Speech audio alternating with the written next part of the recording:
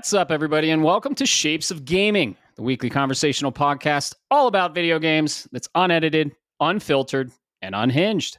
I'm one of your hosts, Matt Stenson, Neocharge on PSN, and joining me for episode number 17, the Gamescom episode, is the retro gaming encyclopedia, Bob Harriman, Leon Lion Hartley on PSN. What's up, man? Still no Roblox account. Just talking about that. We were just like, should we say it? Dude, Roblox is getting sued left and right by so many states because just go look it up if you're wondering, but it's not the best platform for children to be on. Let's just say that. And yeah, that's a little piece of news. I'm so glad they're being sued. I am not glad about what's happening on there, and Roblox fucking sucks. And yeah, I mean, we could just get right into it, I guess. They've been ripping off. Yeah, I know. Let's just fucking do it. Rip the Band-Aid off.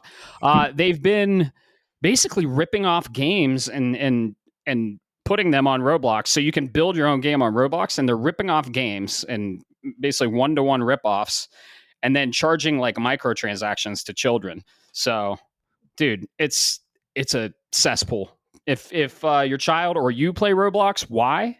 And see what they're playing. But yeah, that we just got right into that, man.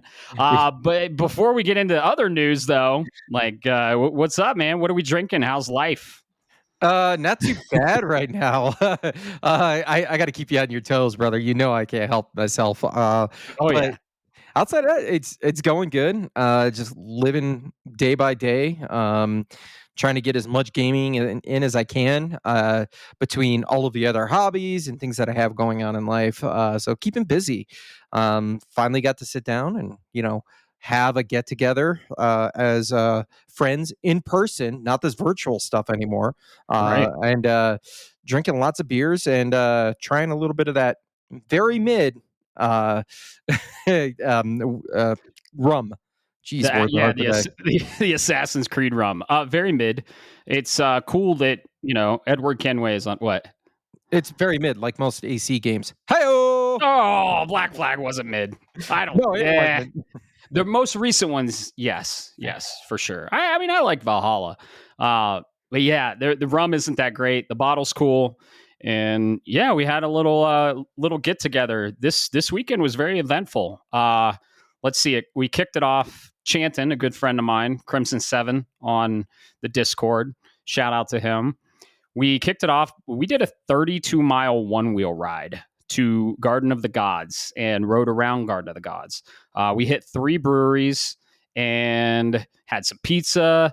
And yeah, 32 miles on a one-wheel. One wheel, you stand on it, and it has 2 foot pads with a wheel in the center. And it's like a Segway. You lean forward to go forward, lean back to go back.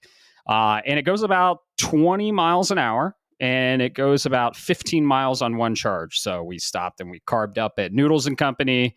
We visited a couple breweries. We went to Fossil Craft. Dude, Fossil Craft is so cool. They are a dinosaur-themed brewery in Colorado Springs, over off of 24, where Garden of the Gods is. You ever been there?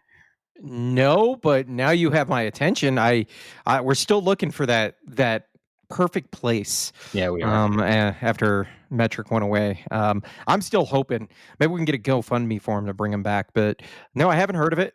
24 and GOG. So you're getting a little bit farther down than I normally go. Yeah, location's key when you find a good brewery to go to, because if you're going there every week, you don't want to make a trek. So yeah, I had a beer. It was a lighter Pilsner beer. It's called the Megalodon. It was awesome.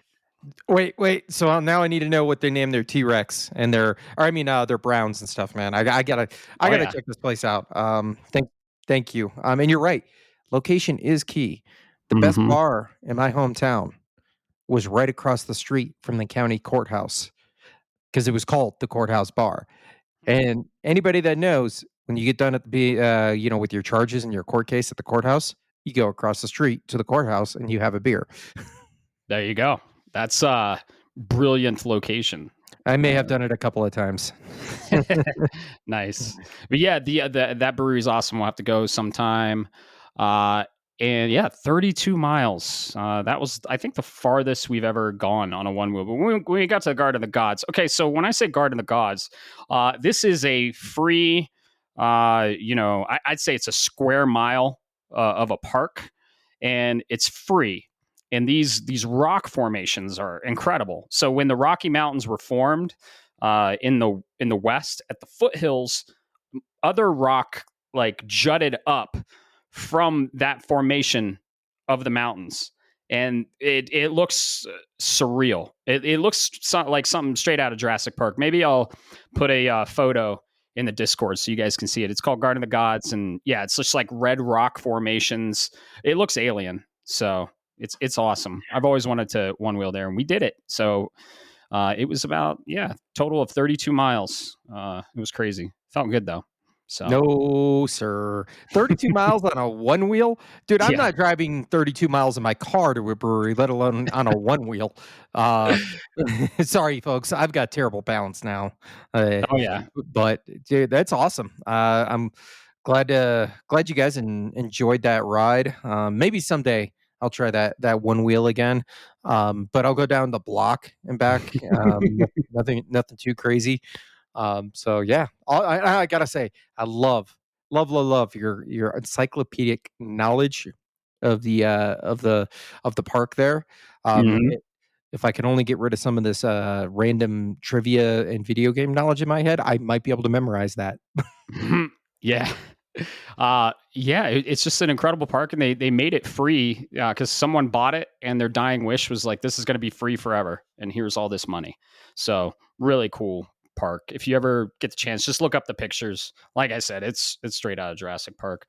We went to Red Leg Brewing too. That was fun. That's over in that area. A big like complex of like food and drinks. Another cool brewery.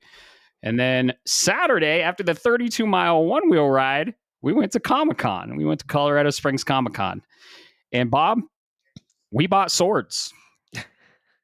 Of course you did, because why wouldn't you? He got the Dragon Slayer, or the 100-Man Slayer from Berserk. And I got the sword that was heavily inspired by that from a small indie game. You might have heard it, Final Fantasy VII. I got the fucking Buster Sword, and it's almost life size. Almost. No, I Almost. saw it. It looks good, man. I love the material slots in there, so you got definitely some room to customize and put some your own little touch on it. I gotta, Yep. one of these days when I come over there, man, I'm gonna bring my sword. You For should. those, I've got the Master Sword and the Hylenian Shield, both metal. Oh, Of course, naturally, I do the sword is not sharpened. You got it from a con. They're not right. going to sharpen you a full weapon and say here. Uh, but either way, I got to bring them over sometime, and then you Yeah, you can do. take them and you can go do one wheeling and pretend like you're doing a Tears of the Kingdom in real life. Dude, we will sometimes one wheel. He has a Sith infiltrate, like a Mando helmet. Mhm. He has many helmets. He prints them, and we will do lightsaber battles on the one wheel every once in a while. It's over. I have the high ground. Right. Like these are motorized vehicles, right? Like with one wheel. So yeah, I'll throw some pictures on the Discord. And then that evening, you came over, Alex came over, listener and friend of the show, Brandon came over, Chant was there. We had a grand old time. We made some slot dogs, we drank some, played a lot of games, showed Chanton Death Stranding 2, the intro. He's pretty sold on that, and that sold Alex on a PS5 Pro. Photorealism at its finest. And yeah, we had a really, really good time. So, and that's where we broke out the rum. So it was a fun weekend. And then Sunday, we went to Bricks and Minifigs too. Got some Legos. You gotta get some Legos. Got some stands for my current Star Wars Legos. I have Poe Dameron's X-wing and the Millennium Falcon. So those look pretty cool. I'll put pictures of that on the Discord as well. I just have to remember. And then we built some sets. I got a Horizon set. I got the other Horizon set with the Sawtooth and the Shell Walker. So it was pretty cool. The Sawtooth build was fun. So it was a really good weekend, and I had a blast. And it was really good weather, and hanging out with good people and good drinks. So That's what it's all about, man. I'm so glad. I wish I could have hung outside and done Comic-Con with you. no So worries. was it at least good this year outside the swords? Like, You know, not really. It so the tickets are pricey. It's cool being around all the nerd culture, and it's cool seeing all the custom art that people do, and you talk to the artists. That's a really fun thing.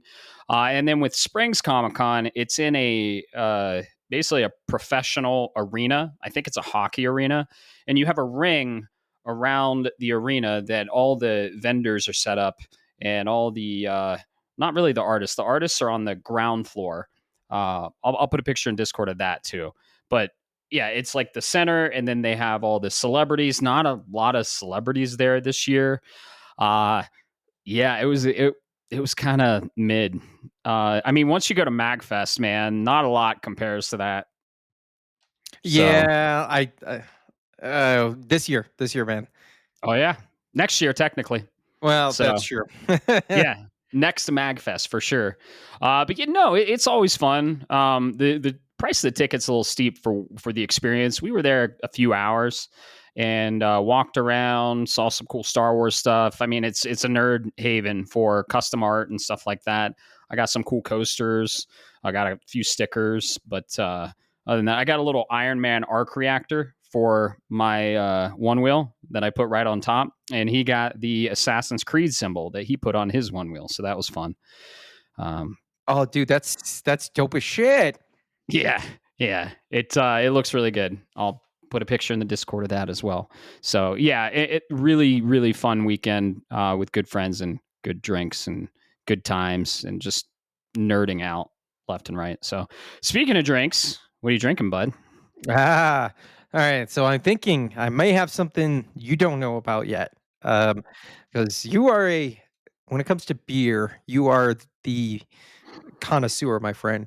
Um, I found this. They're at Highlands Ranch here in Colorado, which Ooh. is a little north of us.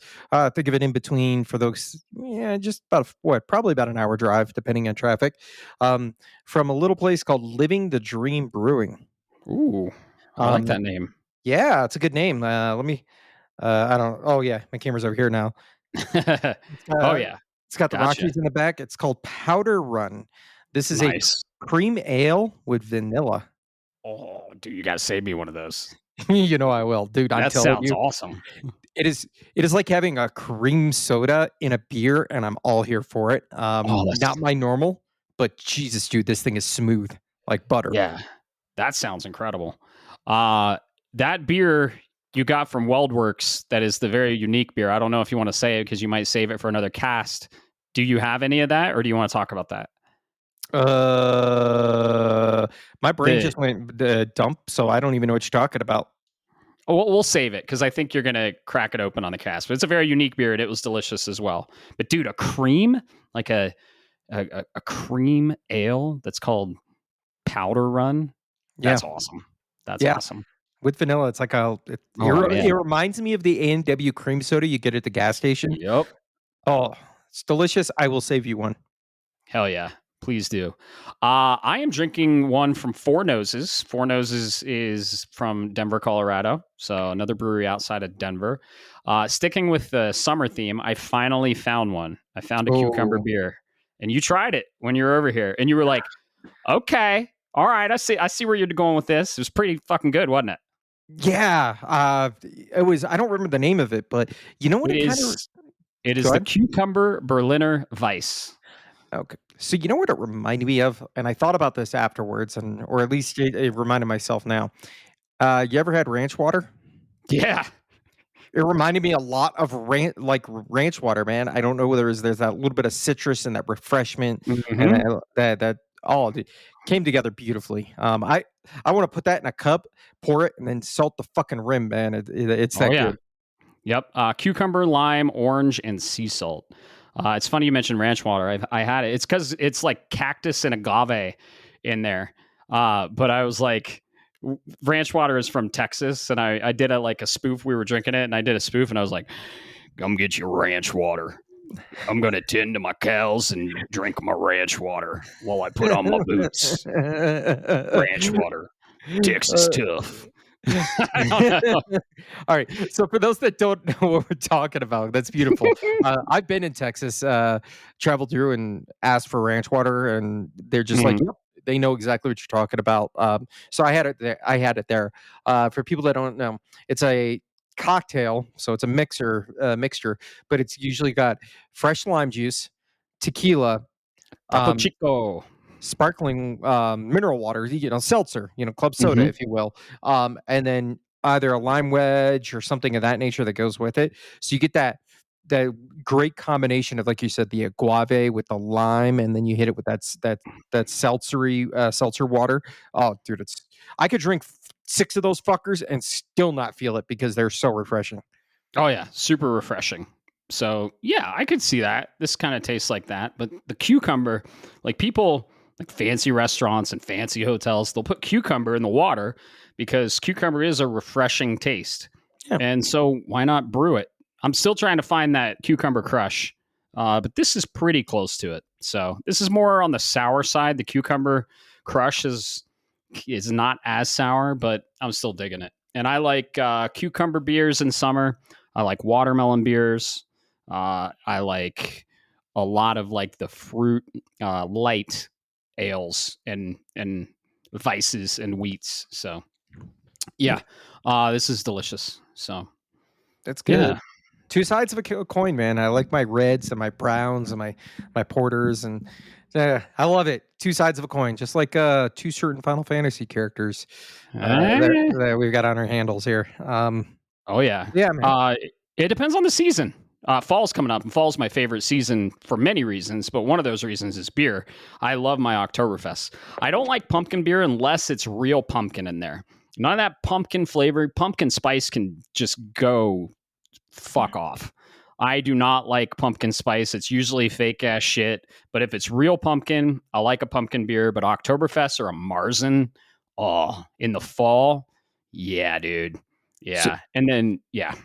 so you're almost there. I've got to find a way to do this, man. I'm gonna have to find maybe our favorite place, Cheers, can get me some, Mm. or I can go on post. I'm gonna find a way. But the best beer I've ever had, hands down by none, I had to get while I was in Europe, in Germany, nonetheless. It's not a fall beer; it's a Christmas beer. Mm. And I'm telling you, it is every. I had several different variants while I was there, but there was not a single one of a Christmas beer that I did not absolutely love. They're very light, very crisp, and it's really weird because it almost associates with like a you would expect like a summer beer, Mm. but at the same time, it gives you that warming feeling almost in your soul. I'm gonna have to find a bottle, get it shipped here, man. I guarantee you, it's a game changer. Hell yeah. Winter beers, I usually stick with stouts, porters, or dark ales. Two of my favorite winter beers are Isolation Ale. Odell maybe makes that. And then my all time favorite is Bristol Brewing, right up the street, 15 minutes from me, makes an incredible oatmeal stout called Winter Warlock. And Ooh. it's so good. But yeah, I usually do the darker beers. I like the peppermint porters and stuff like that. And uh, there's a lot of really cool things. The Colorado Mountain Brewery up north makes a good marshmallow stout in the winter. It's fucking god. Ooh. I could talk. I could talk beer all day, but this isn't a beer podcast. It's partially a beer podcast, but it's a video game podcast. So we're here for video games. Anything else in life that you did fun over the weekend, or you want to get into? I think we'll get into what we're playing or housekeeping first. Anything House else in your life? No, sir. Don't forget Okay. housekeeping, and then we got. I know it's our episode 17, but there's two Mhm. things outside of Gamescom that I want to touch on for the news real quick. Oh yeah, for sure. So housekeeping. Where can people find us, Bob? We forgot to mention this on this last. I gotta say, it's good being back. So I'm back in beautiful MST. I'm back in my office. I got my mic arm. It feels good. It was fun visiting family. But EST can suck a fat one. I don't like it. And when I was back in MST, I was like, the Rocky Mountain Air. I'm back, baby. I love it here, and it's good to be back in the element, if you will. So Absolutely, man. Welcome back. You're right. We after the last episode, I thought about it and I went, shit, man, right, we totally forgot where to find us. yeah, So you that being said, folks, just take up your little browser, whether that's on your phone, your laptop, your tablet, and you don't go to roblox.com. Instead, you're going to go to shapesofgaming.com. That's where you're going to find the landing page with all of the ways to hear and listen to this podcast in all your favorite flavors. I got a couple of social media pages on there, and they're quiet right now, but go ahead and do that like and follow thing. we're That on working the on it. podcast as well. And then, of course, most importantly, that's where you find the link to the Discord. Come join the community. Talk about games. Send us the pictures of everything that you got. Where it's not just about video games too. We've got sections about pets and movies and TV shows and just all about building a community. And then, of course, most importantly, while you're on that landing page and you're listening to us, go ahead and leave a nice comment on whatever platform you're listening to, and like and subscribe and all that. It helps us grow, man. We definitely appreciate every nice comment we've gotten, every bit of feedback on top of that, both good and bad. So please keep it up. Absolutely. We're building a really cool community over there. A lot of good conversations. And yeah, we just want to talk video games and keep the conversation going, and just have everyone as a community and get as many people in as possible. So we're talking about the best damn art form out there. Back on Roblox, I have to note this, right? Since you said Roblox. Okay. You're going to start seeing a lot more stuff in Roblox in the news. If we're not going to touch on it here, but just trust me, you're going to start seeing it. We hated Roblox before it was cool to hate Roblox. Okay, everyone get that before things start blowing up. Okay, I saw it and I was like, "What the fuck is this? Get it out of my eyeballs." Did you see? I think I came across probably my favorite headline about this whole thing, where it says Chris Hansen asked Roblox to take a seat. Yeah, if that hints to what they're in hot water for, of course, it's not Roblox as a platform, right? It's the people that are using Roblox, and the platform isn't doing anything about it. So they're getting their fucking asses sued, and as they should. And more so, they're ripping off games and letting that trash, those ripoffs, be on their platform and making money off of it. So yeah, Roblox can fuck off. If you don't play Roblox, go play Fortnite. If you're gonna play a shitty game, dude, I would rather you play Fortnite than Roblox. I would rather you go play Sword of the Sea. It's free on PS Plus right now. We're gonna talk about that. But like, I was just playing Sword of the Sea, and I was like, oh my god, this is like a moving like video game. It's free. I mean, it's included with your subscription, and then like, how does it compare to Roblox? It doesn't. Like, why are fucking kids playing Roblox? They can play Sword of the Sea. They can play all the older games. They can play. Oh god, there's so much to play. Don't play Roblox. I'm tired of talking about Roblox. What is in the news, Bob? That's where you can find us. We have an awesome community. Join our Discord. Hey, we warned you this podcast was unhinged, didn't we? And right in the beginning, right in the intro. Okay, you've been warned. What's in the news, Bob? Well, unfortunately, so far it's not good news for people out there. No. Actually, this first one's more neutral. Hey, Matt, did you know ROG, Ally, Asus, aka, and Microsoft were teaming up together to create a handheld? Yeah. Yeah. They announced this. I'm obviously joking with you. This was announced back in Summer Games Fest. Yeah. I think it was the Xbox showcase. Oh yeah. In that same time period, but it was the Xbox showcase that Sunday. We finally got a release date. No price yet, but this is coming from my favorite gaming website on the internet, Game Informer. Shout out. So yeah, absolutely, go subscribe. At least create the account. You got your magazines too, right? Not yet, and I'm about to reach out to him and find out. What you should have, dude? I already got my other magazine, my You already got other August? issue. Yeah, the Vampire Masquerade. Bro, you gotta look into that shit. Make Yeah, sure. I'm gonna go reach out to them. I know my subscription's active. I saw my bank account. Caleb got him too, because we just talked about it on episode 16. He got his too, and I think you guys signed up very close together. So yeah, look into that, man. Yeah. I need a Damn. secretary to take care of this shit, man. Right. Where were we? Oh yeah. That's how we Yeah. got there. So we have a release date, October 16th. Mm. So the problem is we're getting is we don't have a price point yet. From what we're what's being gathered out of this is it's due to the microeconomic conditions and or macroeconomic, not micro, macro, aka the political realm is playing with it. I think Xbox and more importantly Microsoft just needs to accept the fact they're losing money anyways. Just commit. Um, and provide the community something. October 16th is not that far away. If you've got people that are somewhat interested in this, say something and either A, get them off the rails because it's an $800 handheld, or say no, this is closer to a Steam Deck and sell it for 500 and build your base. But don't wish wash around this stuff, man. It frustrates me as a consumer.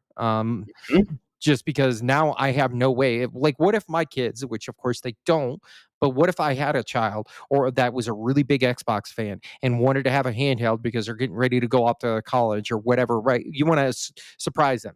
I have a clue how much I'm supposed to save.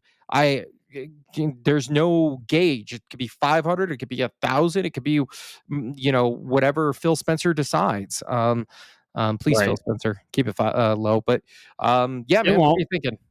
I think it'll be very highly priced, and I think it'll be in the 800s for the Rogue Ally X, I believe, or whatever the optimal version is. I think it'll be like 7 and 800, maybe more. Go buy a Switch 2. It's $500 or 550 or with the bundle, $500. Kirby Air Riders was just announced. The release date was announced November 20th. You got Donkey Kong Bonanza. You got Mario Kart World. I mean, there is good value in the software for Game Pass for sure, but this is going to be pricey. I guarantee it. Because I don't know about your other news, but I have some news on prices too. Did you want to talk about that too? It is up next, but I did want to point out something, Matt. Coming back Yeah. to October 16th, right? Yeah. Um, What we got the coming out then? well, nothing, right? But what I do Right. want to point out is that's a Thursday, which Mm-hmm. is typical game day release days. And we've got something that we're going to talk about that was announced at Gamescom and was promised to launch with the ROG Ally or be available on the ROG Ally this year. I think I'm not trying to signal. I don't want to get the community riled up, but I think there's a game going to be launching that same day. I'm trying to dance around Fuck it. it. Let's get them riled up. Hollow Knight Silk Song releasing October 16th. You heard it here first. No, I'm kidding. No, I said watch Silk Song release mid October, and they're gonna fuck with this. And it sounds like we're gonna learn. I mean, by the time this is out, their event will have happened. Right? When's the Silk Song event? The 21st. So by the time you're hearing this, it'll be that same day. Yep. What time? Do you know? Um, We'll look that up for you. You might have already heard when Silk Song is releasing, and I think an October 16th date is pretty likely. so it's 10:30 a.m. Eastern time, so Okay. 8:30 Mountain time or 7:30 a.m. Pacific time. Thank you, by the way, for not doing the Nintendo thing. Oh, we're doing it at 3 a.m. Pacific time. Fuck Right. off. Yeah, I know. And then even Gamescom, which we're going to talk, it's the Gamescom episode. Gamescom was like noon on a weekday, a work day. I was like, what the fuck, guys? Game Awards is like at 7 p.m. on a Thursday. Like, at least it's outside of work hours. Don't do it in the 9 to 5, please. We Yeah, have jobs. yeah, and I before I hear the pitchforks, I hear the community. People are saying, "Bob, Matt, you're talking out your ass." Nintendo's based out of Japan. Gamescom is in Germany. True, Right. but I want to give you a counterpoint. The largest, by far, home video game market is in the US. Service your primary fan base, please. Yep. Yeah. So yeah, I definitely think Hollow Knight's releasing then. We'll find out very soon, in less than 24 hours. It sounds like I couldn't be more excited for Hollow Knight. And it was kind of at Gamescom, which we'll talk about. But yeah, speaking of market conditions, the ROG Ally I think is going to release at a higher price than we think. And everything's just rising. All the prices are rising. I'm not interested in the ROG Ally X. If you're interested, why? Go get a Steam Deck or a Switch 2. I get it. So I kind of get it. The operating system is going to be built to integrate and with all these marketplaces. I kind of see the appeal. Excuse me. But at the same time, like you said, that price point, dude, that's it's gonna be a huge hit. You're gonna sell it for $700. You sell it as almost as much, if not right around the ballpark of a PS5 Pro for a handheld. That's gonna sell you 150,000 copies, maybe. Yeah. Here's the thing. I'm gonna go on like a little mini PSA. Okay. Here's the thing about shapes of gaming. All right. We're not going to talk about the most popular things out there, and we're not going to give the most popular opinions. Actually, Bob and I have pretty unpopular opinions when it comes to things. We're going to share our opinions, unsolicited, unhinged, like I said in the intro. And we sometimes don't like the popular things, and we might bash the popular things, and everything is subjective. And you're listening to this podcast because you care about some news, but our opinions on things. And that's what we're going to share. Neither one of us play Xbox. Neither one of us is subscribed to Game Pass. I think Game Pass is almost like Fortnite, a cancer on the industry. It's a really good value, but it isn't good for the developers. And it is prioritizing quantity over quality. And I don't agree with that model. So yeah, just a little PSA. We have unpopular opinions, and if you don't like them, talk about them on the Discord. That's why we created it. That's why it's there. All right, I'll start this conversation off, folks. I've got an unpopular opinion. And you and I discussed this, Matt, and I'm going to put this on the show. I'm willing to buy you a 6-pack of your favorite beer if I'm wrong, because I think the silence is deafening. We are not getting Wolverine, folks. I think it's quietly being shoved under the table. I think it's had too much of an identity crisis, and they've had too many people, like the creative director left, if I'm not mistaken. So, yeah, he did. But you think they're going to cancel a Marvel licensed IP from one of the AAA PlayStation studios? It's entirely possible, dude. Things get announced way too early, and then they get canned. You can go back 30 fucking years since the start of E3 in 95, and you'll hear, oh man, whatever happened to this game that got announced 6 years ago? And it's like, well, it got quietly canceled. I think this is going to be a quietly canceled game. Give it time. I'm telling you, man. So this is building off the unpopular opinion you wanted to talk about it, because it's kind of like we're like squirrel, but Bob and I were having this conversation, and I don't think it's happening. I don't think it's going to get canceled. They have too much building off of it. It's there's rumors, and it was literally in their roadmap that was leaked that we're getting an X-Men game. And Bob was like, he was just like, no, it's canceled. I was like, I bet you a 6-pack of beer that Wolverine is going to come out eventually. And that's where this came from. And it is an unpopular opinion. But yeah, dude, there's no way. There's no way they're going to cancel it.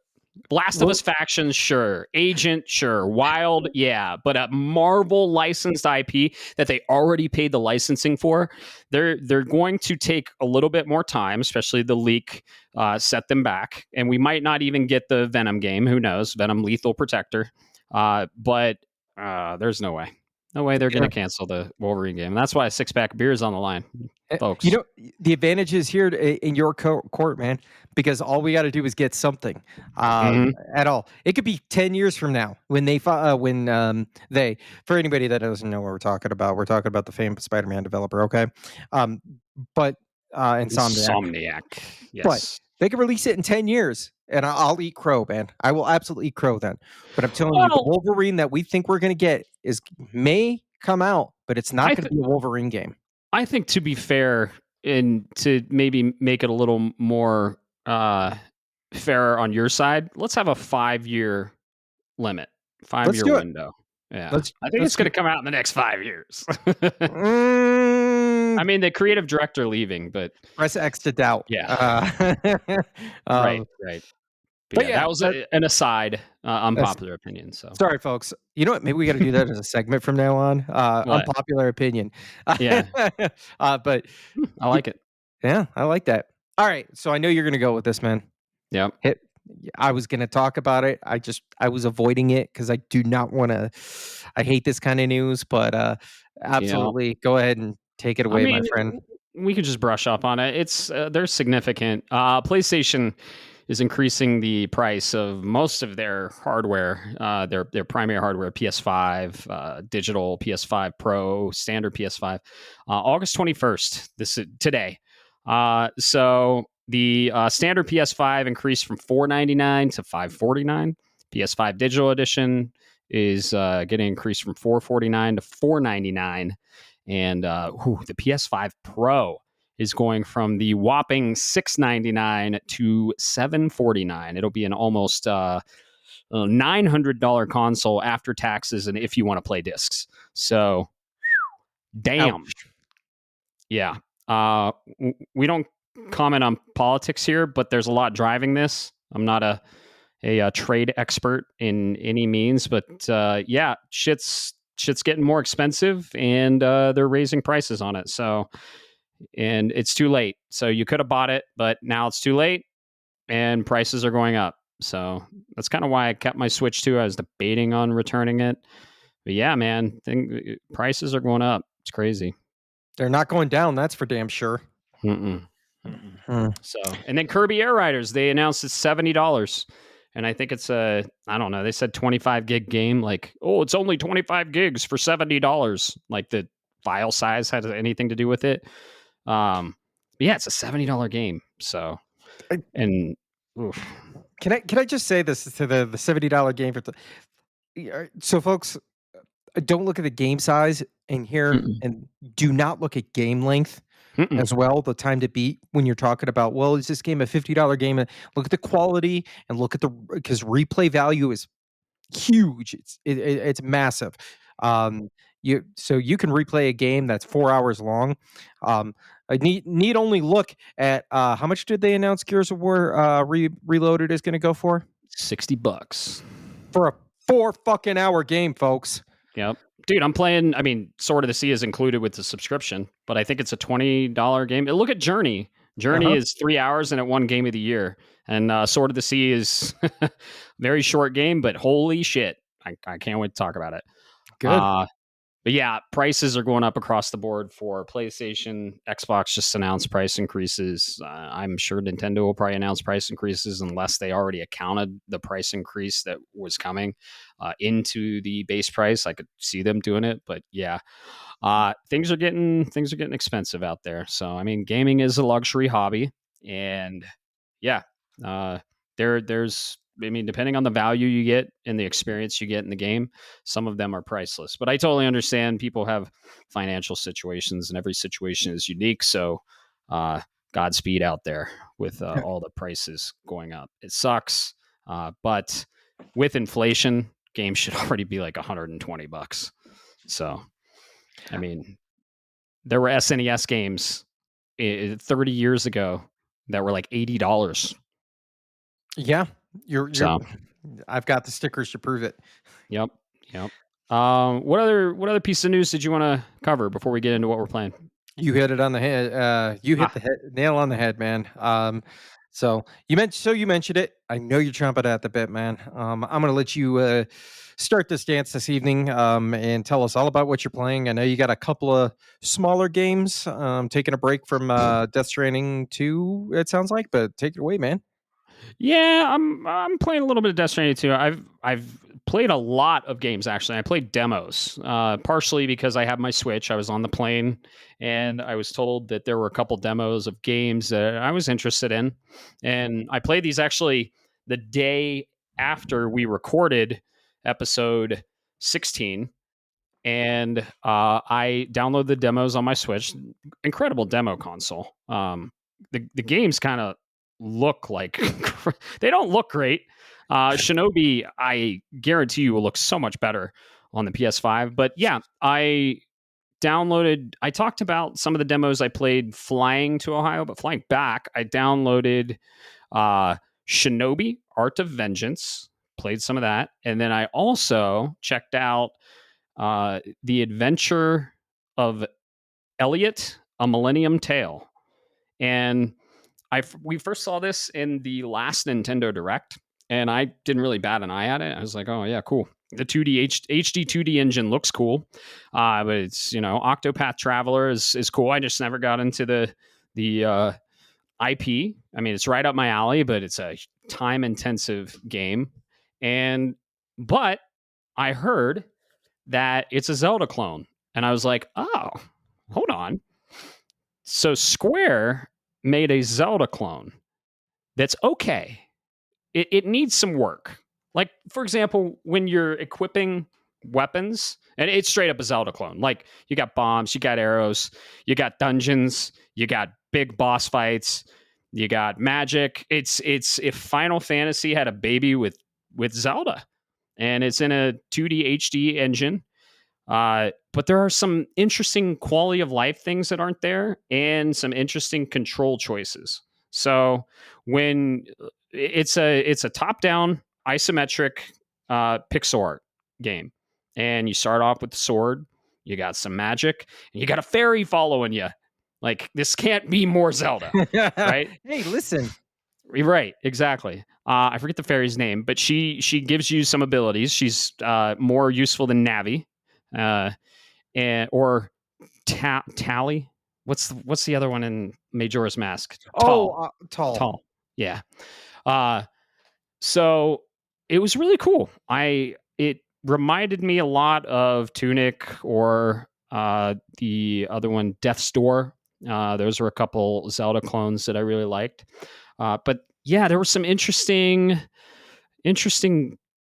like combat things. Like, there's no lock on, so that was a little like, Zelda has lock on, and I wanted to lock on enemies, but I couldn't.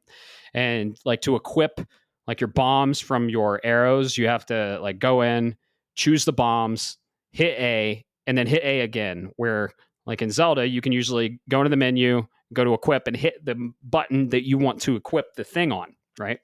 So there's a really good game under there, but it's just not there yet. It was fun to play. I finished the demo. The boss at the end was pretty hard. I died a few times, and really cool environments, pretty awesome combat. Just wish there was a lock on.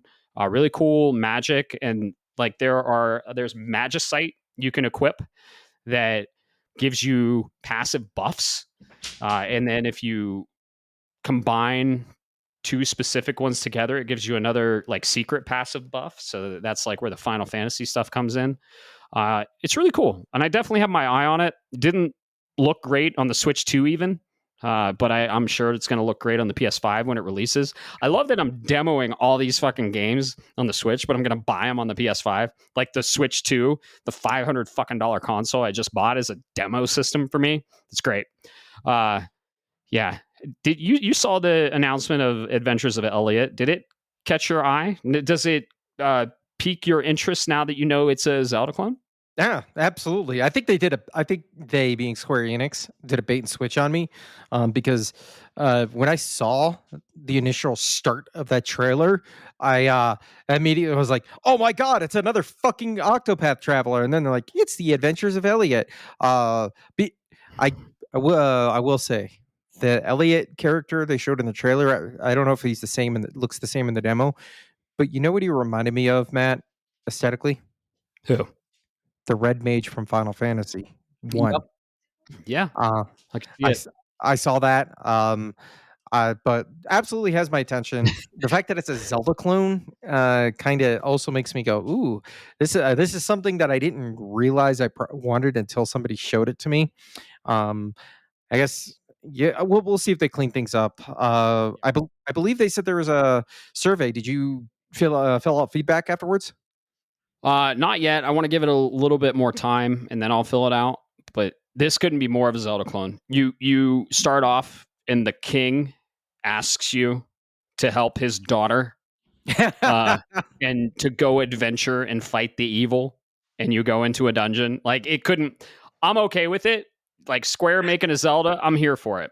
As long as they, the quality of life is there at release, and yeah, I'll fill out the survey for sure. So that was Please, fun. please do, man. Oh yeah. I do want to say though, if Nintendo's not going to get off their ass and make a quality, 2D isometric Zelda game, then fucking let Square Enix do it, please. I get some people might say, "Oh, you're just copying No, I think they're going after a market, and you know what? Please, just do it because apparently Nintendo doesn't fucking care. Hot take. Well, this is my number one of the second of the series, but Breath of the Wild and Tears of the Kingdom are not for me, and they're not Zelda games. They're adventure games, but they're not fucking Zelda games. I mean, you should play Tears of the Kingdom though.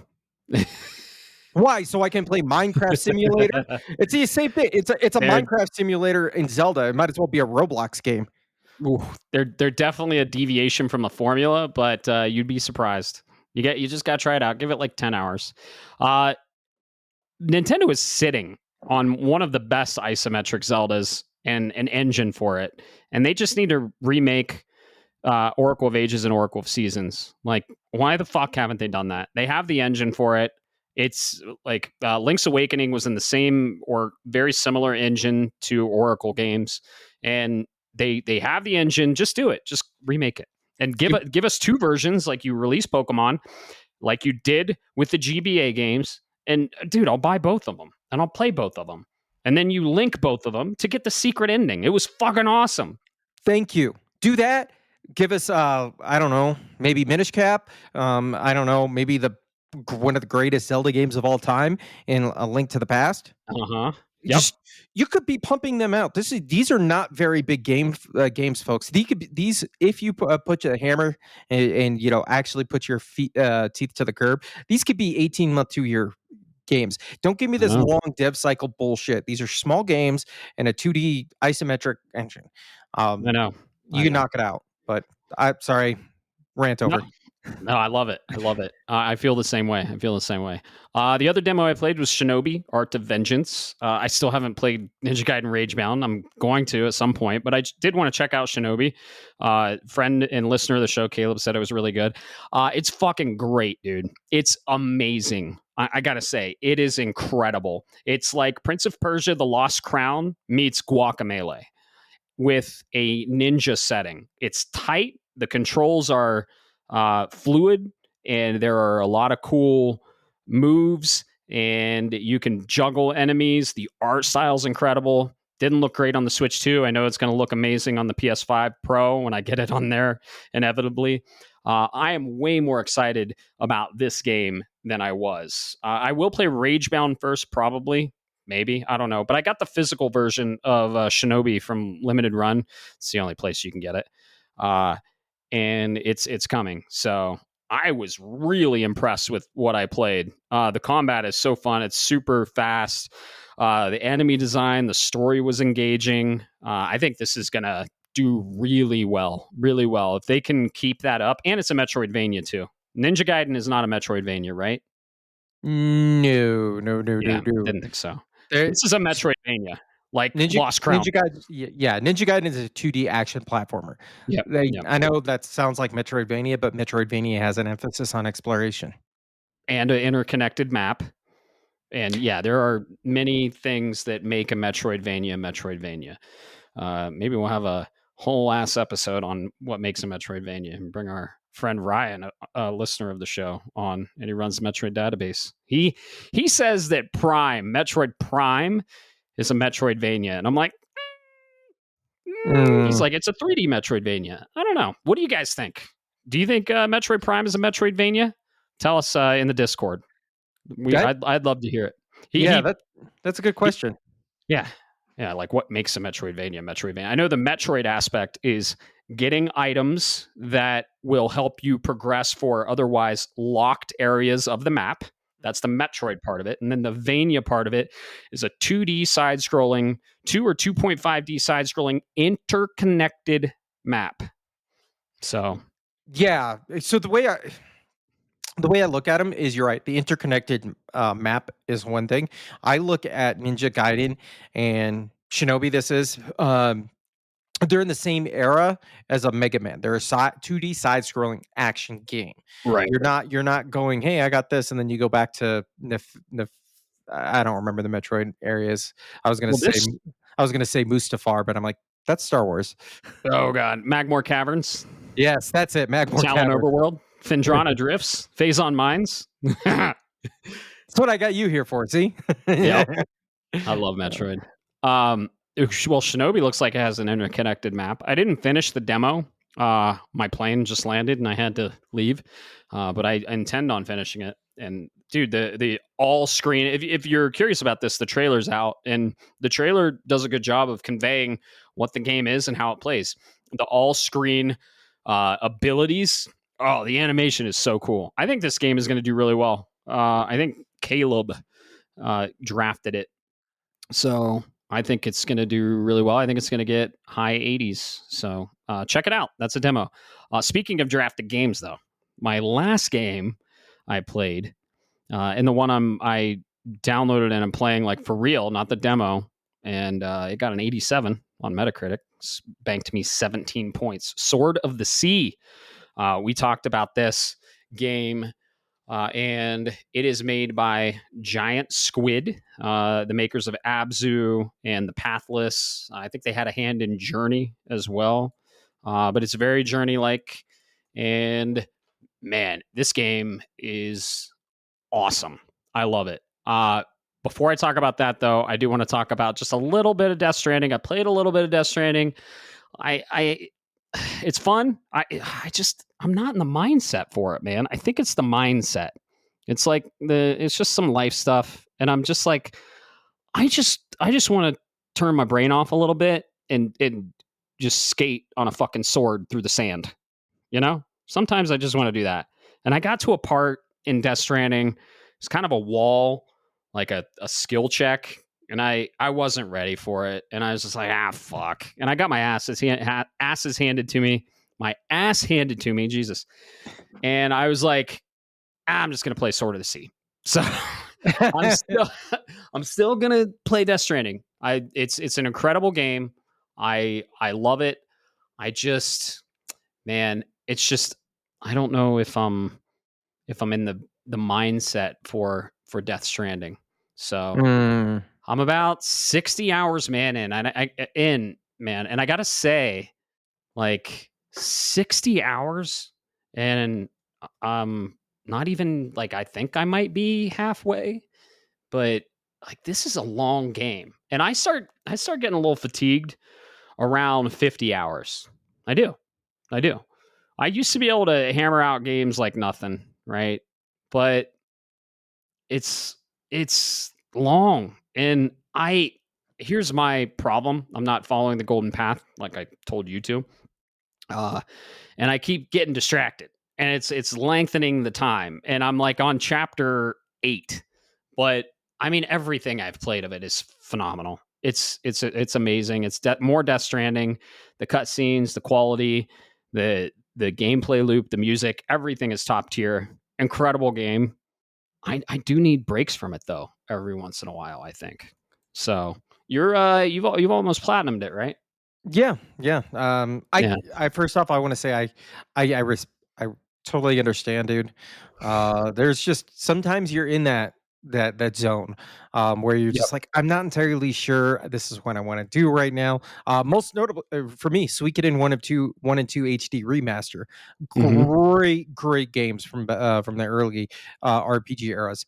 I got it started and I was just like, I don't know if this is what I want. So then I went and played The Messenger, and that solved all of my problems.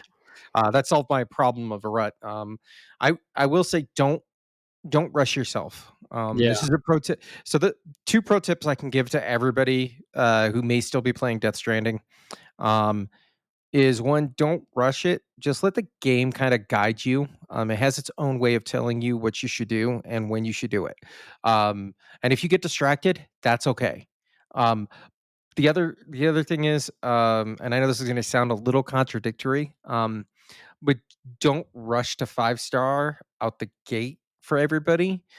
You are gonna come across late game where it's easier to just switch and go, Mhm. all right, I'm gonna do this mission, I'm gonna do this mission, I'm gonna do this mission. All right. Um, but yeah, playing Death Stranding 2. I am don't quote me on this. I want to say I'm about 110, 115 hours maybe into this Damn. game. I am, let's see, 1 trophy there for that, 1 trophy there. I think I'm 3 trophies away, man. I'm so Dang. close I can taste it. I last time I played, I got I'm going spoiler free, but there's a very specific person, or stop or whatever you want to say, shelter, whatever, pick a verb that's near the end. It's like a post game thing. I got to their last quote unquote mission, that they're going to be basically, I got to do this one to get the 5 stars. Um, yeah, I looked at it and went, oh, fuck. It's 11 o'clock at One of night. those, huh? It's almost 11 o'clock at night. I'm not doing this one. All I'm going to say, Matt, the mission says you've got 15 minutes. That kind of mission. Ooh, okay. That's all I'm going to say. They're like, hey, we give you a time limit of almost an hour. I looked like it's almost 11 o'clock at night. I am not doing this right now, and I put it away for a little bit. But yeah, Death Stranding 2, I absolutely love this game. It's made me laugh. It's made me cry. It's made me angry. It's made me happy. I have felt every range of emotion while playing this game. I have never once felt pressure to hurry up and finish the game outside of wanting to do other stuff for the sake of like discussions with friends and stuff. But this is the game that I could just sit here and keep playing and wouldn't care. I'd keep delivering packages. I'd keep looking for Easter eggs, which I find all the time. Uh, Mhm. there's a big one. Oh, yeah? You really should. I'm I'll Tell me off cast. Tell me off say cast. off the cast, but you should probably really get to this point in the game before a certain calendar date of this year. That's all I'm going to say. Okay. All right. You have to elaborate on that after the Yeah, cast. yeah. Yeah. So, It, it, but it it's a great game. I love it. It's just yeah. I uh I'm needing a break from it. I don't know what it is. I don't think I'm in a mental capacity to play this type of game right now. I'm full. I think it's definitely my yeah. mindset for sure. So I don't think it's the game at all. Absolutely. Yeah. But yeah, other than that, I'm playing the usual binge stuff. I will say that I'm not saying I'm taking a break from Death Stranding. I'm going to go for the platinum, but I kind of am in that era where I'm like, okay, maybe I need a palate cleanser before I jump into the next thing kind of situation. So Matt, you know what I've got? Actually, I just got it going, and it should be in my cross media bar by now when we're What? done with this cast. Ninja Gaiden Ragebound, my friend. Ooh, hell yeah. So, hopefully everything goes smooth, and I should have plenty to talk about that next for next week's episode, which will air right before the next game of the year next Uh-huh. game of the year, but my next game of for playing this year. There's so much coming out. And dude, it's can you believe that Chronos The New Dawn is like 2 weeks away too? Did you see? Oh, you didn't? Did you watch Ugh. any Gamescom com stuff this today? Not yet. Not yet. So, but There's a new, there's another oh, trailer. oh man. I want to talk about that. We'll talk about it in the main topic. But before that, I want to talk about one other game, the one I was talking about. Uh Sword of the Sea. I put down Death Stranding. I said I was gonna. This was kind of a put down everything and play game because I mean, dude, you can probably you can beat these kind of games in like 5 or 6 hours. So it's like a turn your brain off vibe, incredible music.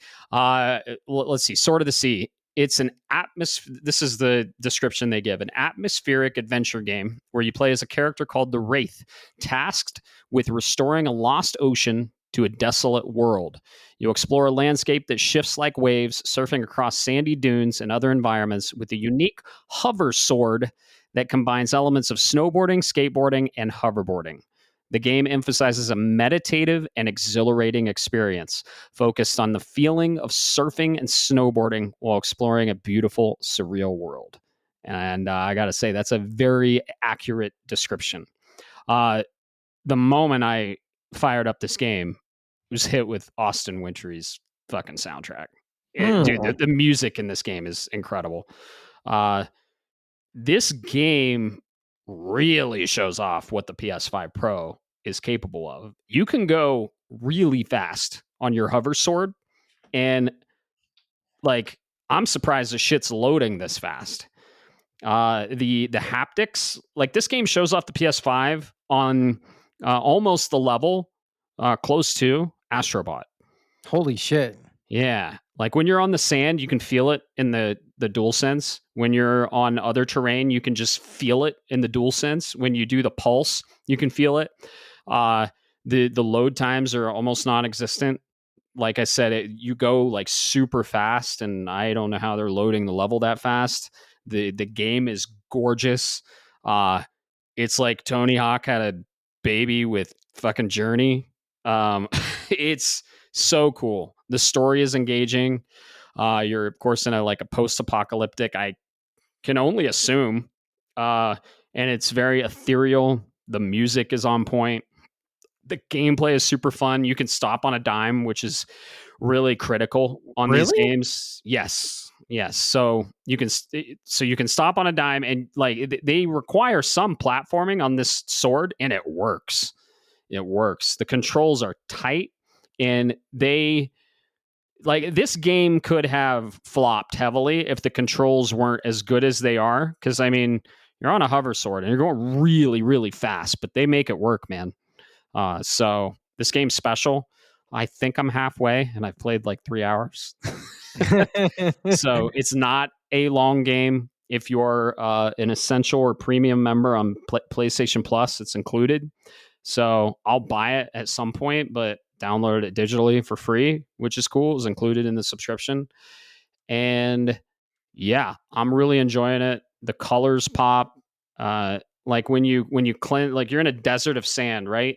And you can kind of like the sand is wavy, and you can kind of like see, oh, the ocean's under there.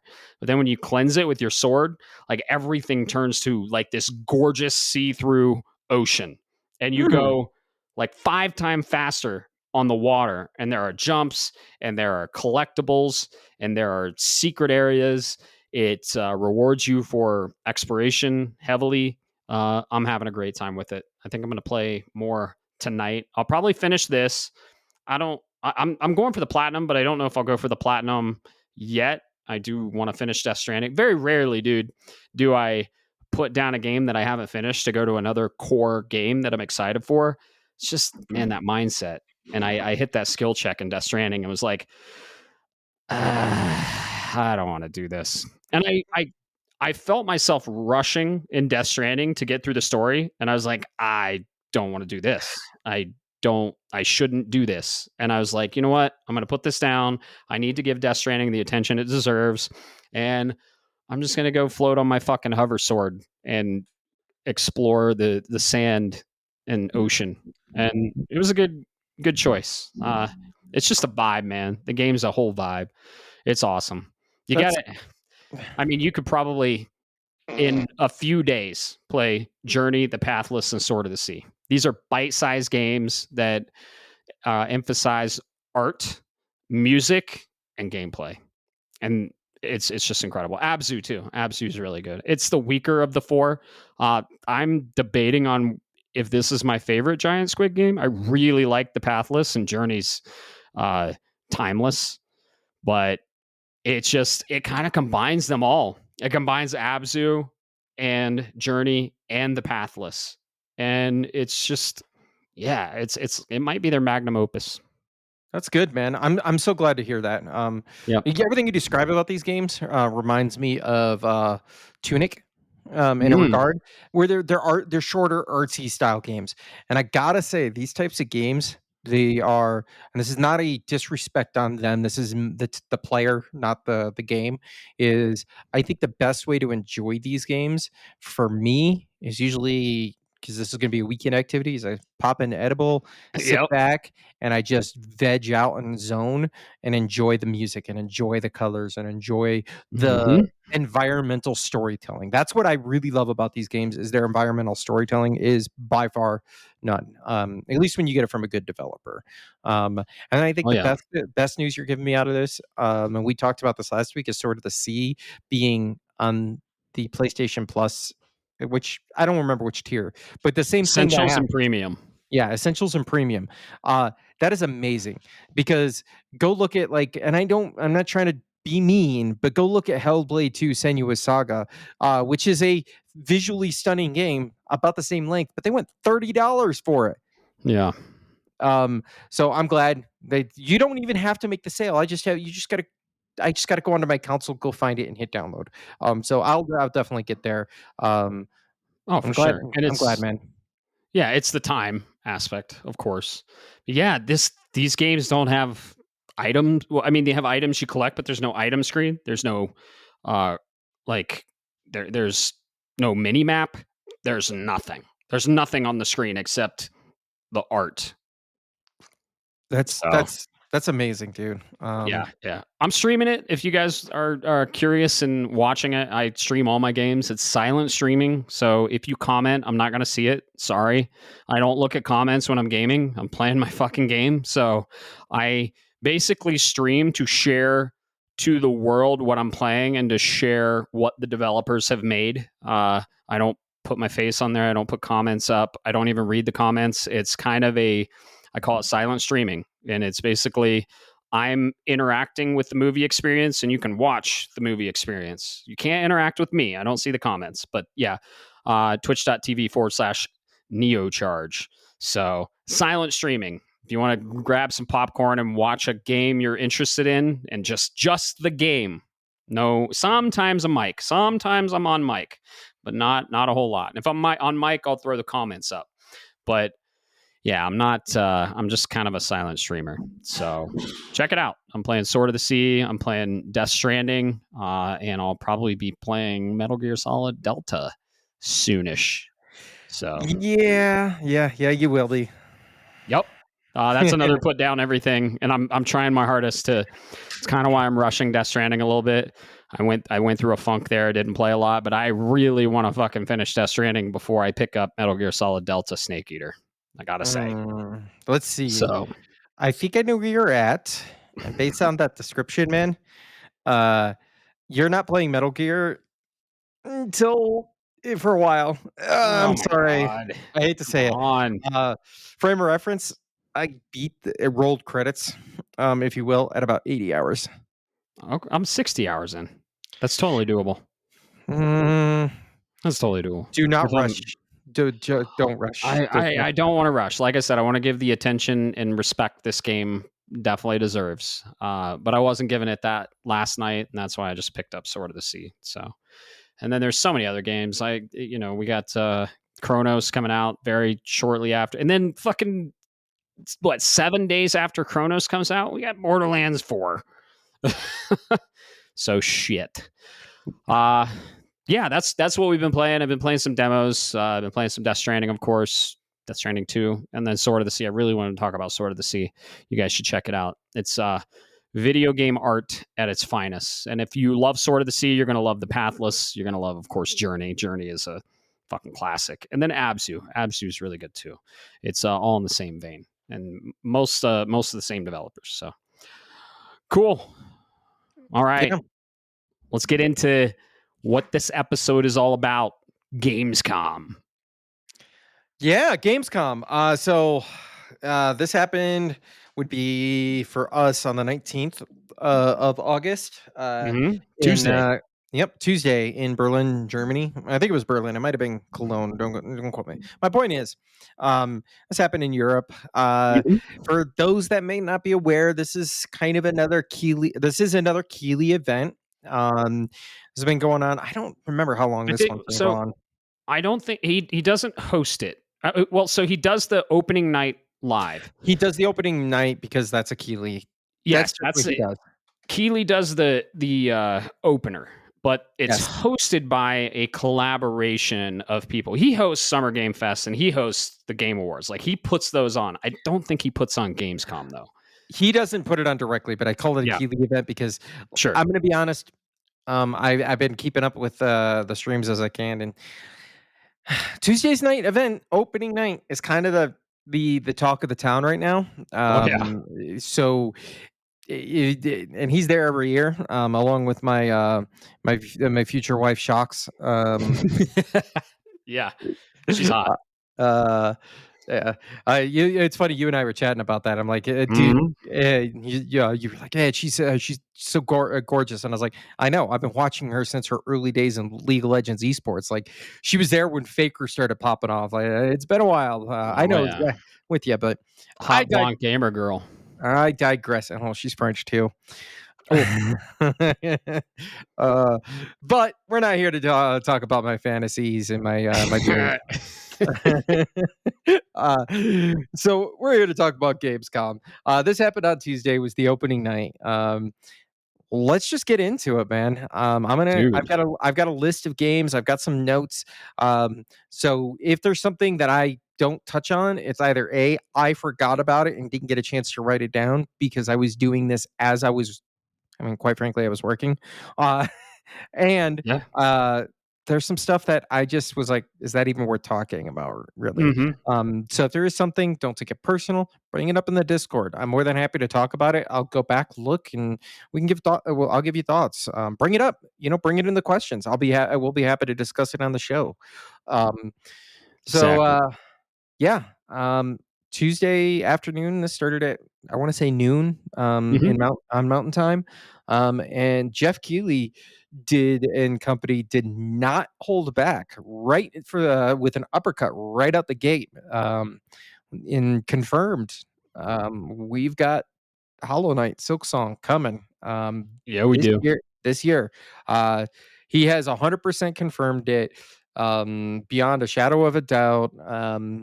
I'm assuming you saw this trailer, man, because you're a Oh yeah. huge song fan, right? Oh yeah.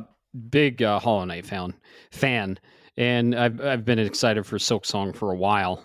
It was supposed to be DLC for the original Hollow Knight, and then they're like, "Oh, we're going to spin it off into its own game." It was announced so far back, like I'd say probably 8 years if I were to guess. And they've just been kind of teasing us, and it's getting delayed, and they went quiet for a while, and then he even like trolled us at the Game Awards. He's like, well, I was going to show the Silk Song trailer, but I guess it was funny. But yeah, he basically was like, guys, I know he didn't say this straight up, but he was like, I know the rumors, I'm just going to tell you straight up, and we're going to go right into it. Silk Song is real, it's playable at Gamescom, it's coming out this year. Moving on. But he showed Yes. we got some gameplay footage, and it looks like more Hollow Knight, which I couldn't be more excited for it. And that's a way to kick off the show. I'm glad they didn't kick off the show with the next thing. Let me just say that. Yeah. I just posted this in the chat for you. I want to get your reaction. I didn't Okay. notice this. This is Jeff Keighley's Twitter account Uh-huh. right before Gamescom. Oh yeah, yeah.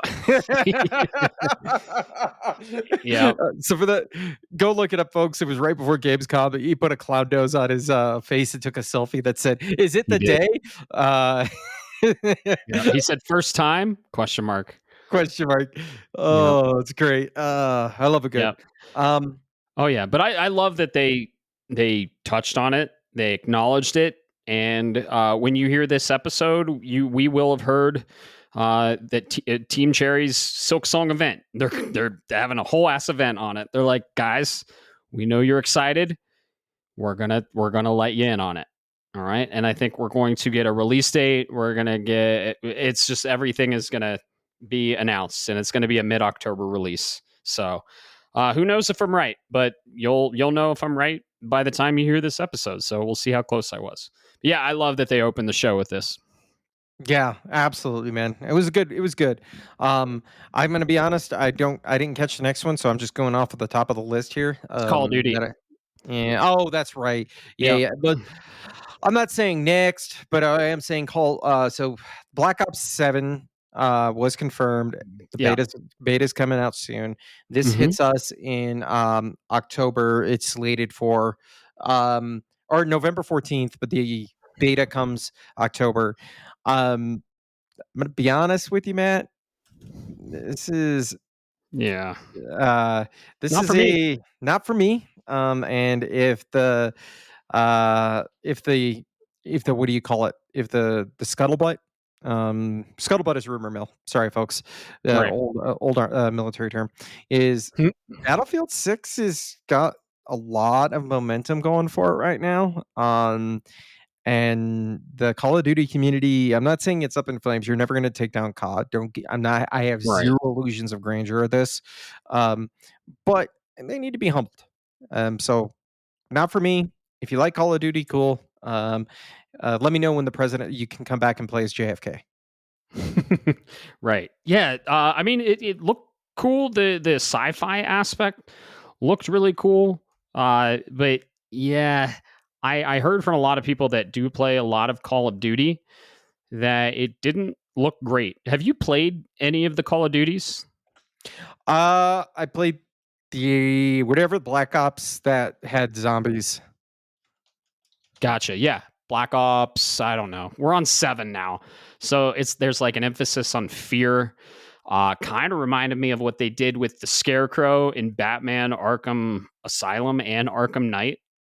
I think it's they kind of ripped that off, honestly. Uh and there's some Batman news in here, which I'm super excited about. But it does, like, I'm not a big Call of Duty fan, honestly, and I haven't played any of them. I've tried a couple of them, but just not for me. Not for me. But it's a big one. I think Battlefield 6 is going to give Call of Duty a run for its money, and they better be fucking uh on point with this new one. So, from what I heard, a lot of people said it didn't look great, but I don't really know Call of Duty and I don't have anything to go off of. So, yeah, I don't know. We'll see how it does, I guess. Yeah, we'll see. We'll see. I got confidence it'll sell. So Call of Duty. Let's see. What do we got next year, Matt? I am looking at my list here, and I know we're looking at I think it the next was one.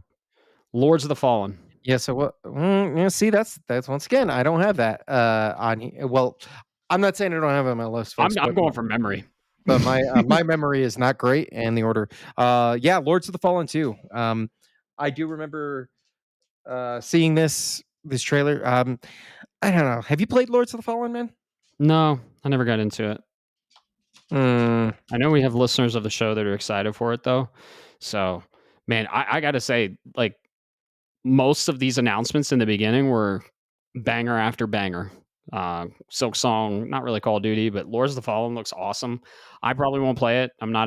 I didn't never got into the IP, but it looks like something I would be interested in. But you know what? There's a thing called time, and there's a fucking finite amount of it, and there are so many games to play.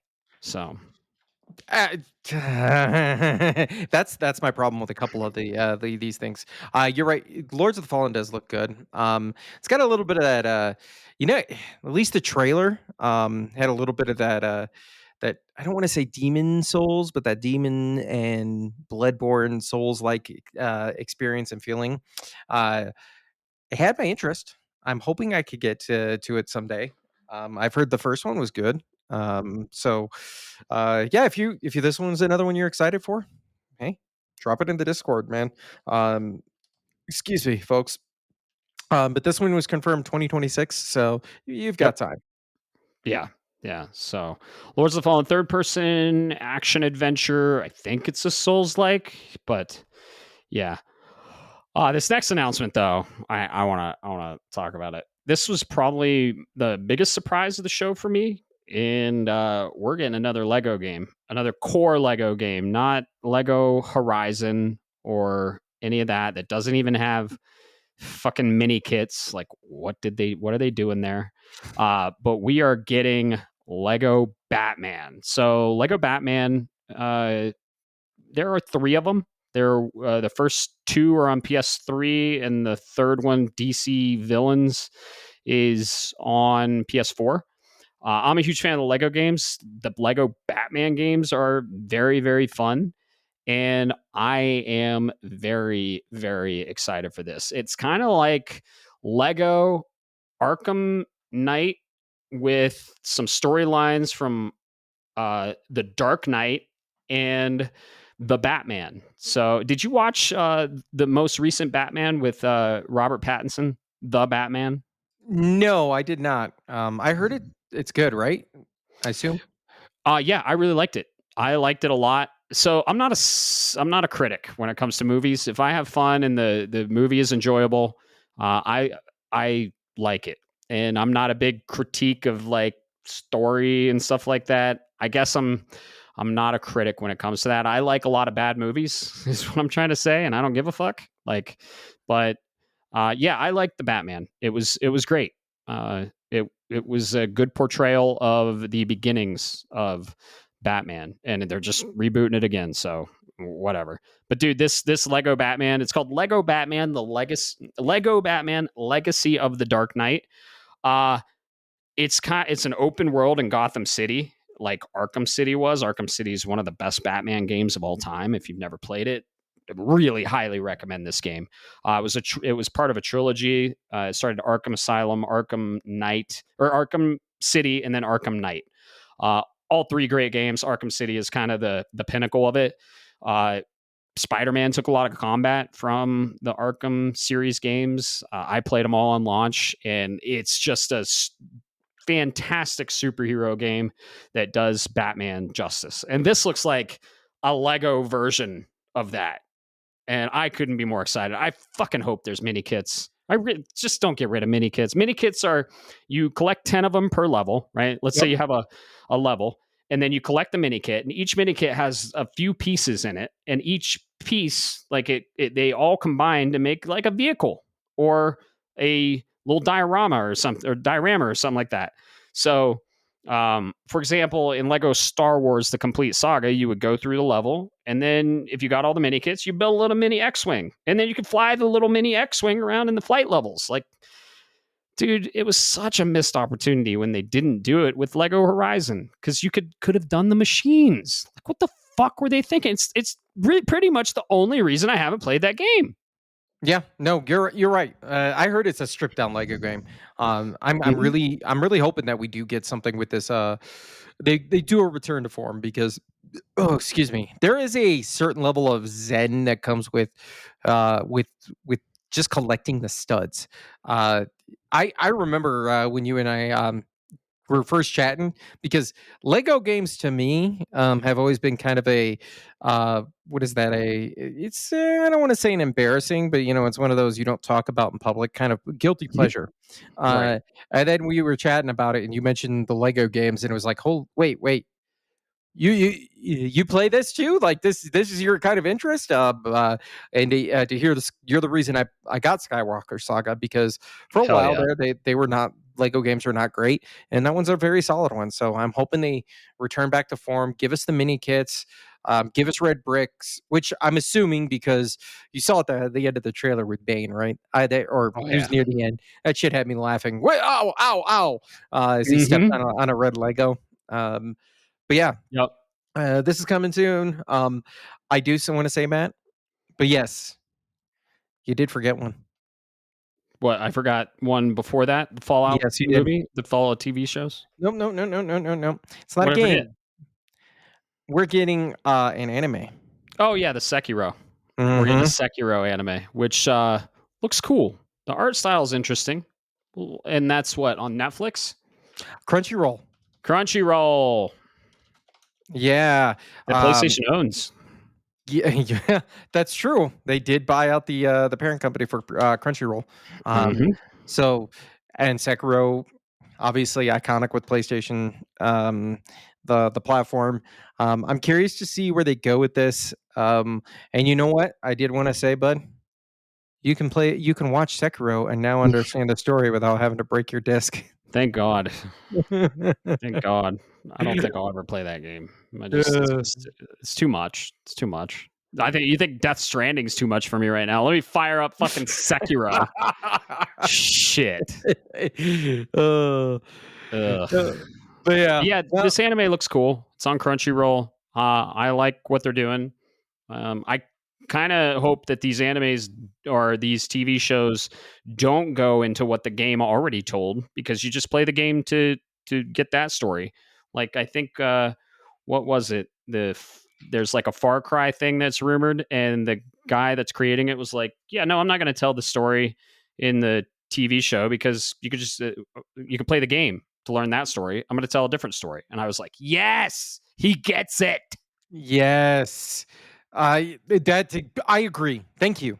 Give me that. Give me that. No, Just tell a story in the universe. You don't have to stick, true to it. At least right. when it comes to video game adaptations. But yeah, the Sekiro anime comes out 2026, I believe, Crunchyroll. Yep. And then, Definitely. Go ahead. I was going to say, go check it out. If you guys, for anybody that you can check the trailer. But if you need a high level, it's got a bit of that Demon Slayer kind of cross between a Demon Slayer and I'd almost say Castlevania, the animated series kind of animation style. So it's a little bit more grounded and realistic versus cartoony. Right. But yeah, Yep. if you're interested, go check it out. And then somewhere, and then the Lego, the Dark Knight, Legacy of the Dark Knight, that got a 2026 year, so it's coming out next year. I think this was my surprise and game of the show.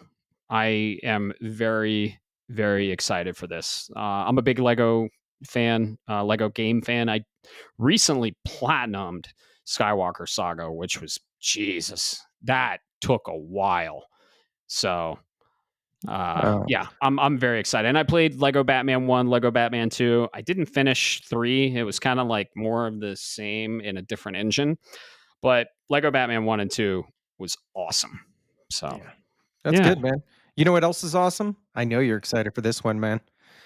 We're getting a Title 3 update for Monster Hunter Wild. Yeah, we are. And this one might be the thing to get me back to it. Yeah.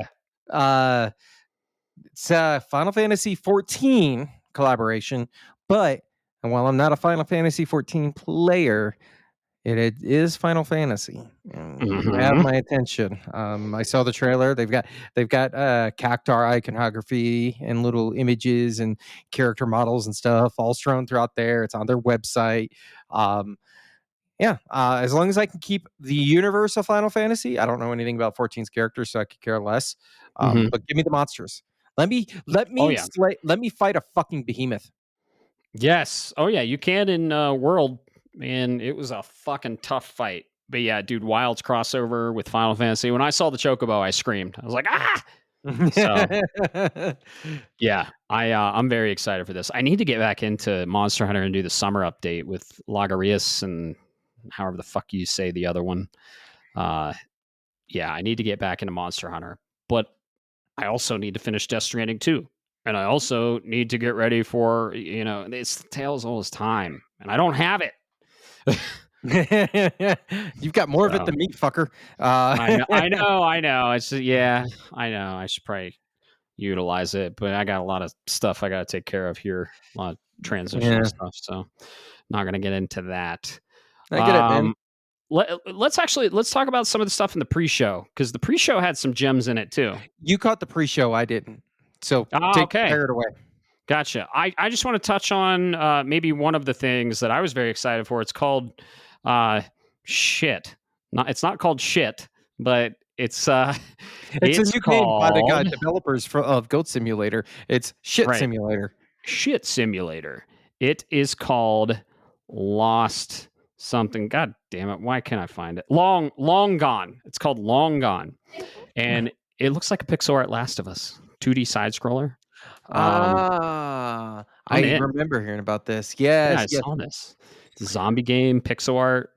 Like, dude, speaking of pixel art side scroller, where the fuck is Replaced? See? Who knows? Might be another one of those quietly. Replaced is a 2D pixel art side scroller. It looked awesome. It It's a did. it was a Xbox developer. I can't think of the developer's name, but we heard about it in like 2022. Haven't heard anything since. It was supposed to release in 2024, then it got moved, and we're like more than halfway through 2025 with nothing. We haven't heard anything. So I thought we were going to hear about it, but yeah, it's a pixel art 2D side scroller, The Last of Us, and I'm very excited for it. So that was kind of a highlight of the pre-show. We got a few other things there too. Kyle Bossman was talking about them. So there was this Absol, I think it's called. Don't know, man. Yeah, that looks cool. That got an actual release. Absolum. Cool pixel art, 2D. Like, geez, I just don't have time though. So look them up. They're cool games. If you're curious, watch Gamescom. So I just wanted to touch on the Long Gone. I'm excited for that. 2026. Yeah, hit it, man. I'm glad. It looks cool. We'll see if I ever. Yeah, it definitely looks like it has a nice little cool flair to it. Oh yeah. So Yeah, definitely very indie. back to the Final Fantasy 14 collab. Very excited for this. And then they collabed on the other side too, where you can fight Arkveld in Final Fantasy 14, which is cool. That's a cool little double collab. But yeah, I'm excited to see what kind of Final Fantasy stuff we get in Wilds, and I gotta jump back in. So we'll jump back in for sure. Yeah. Maybe. Well, like you said, time, right? Right, and that was announced, released sometime September or something like that. They gave us a month. Yeah, that they're giving us the month for that, and then they're announcing more that's coming later in the year as well. So you've got time for it, Yeah, but they're doing it at a bad time. It's a crowded window, and I wish them luck on that one, yeah, for sure. yeah. I have games highlighted during the pre-show.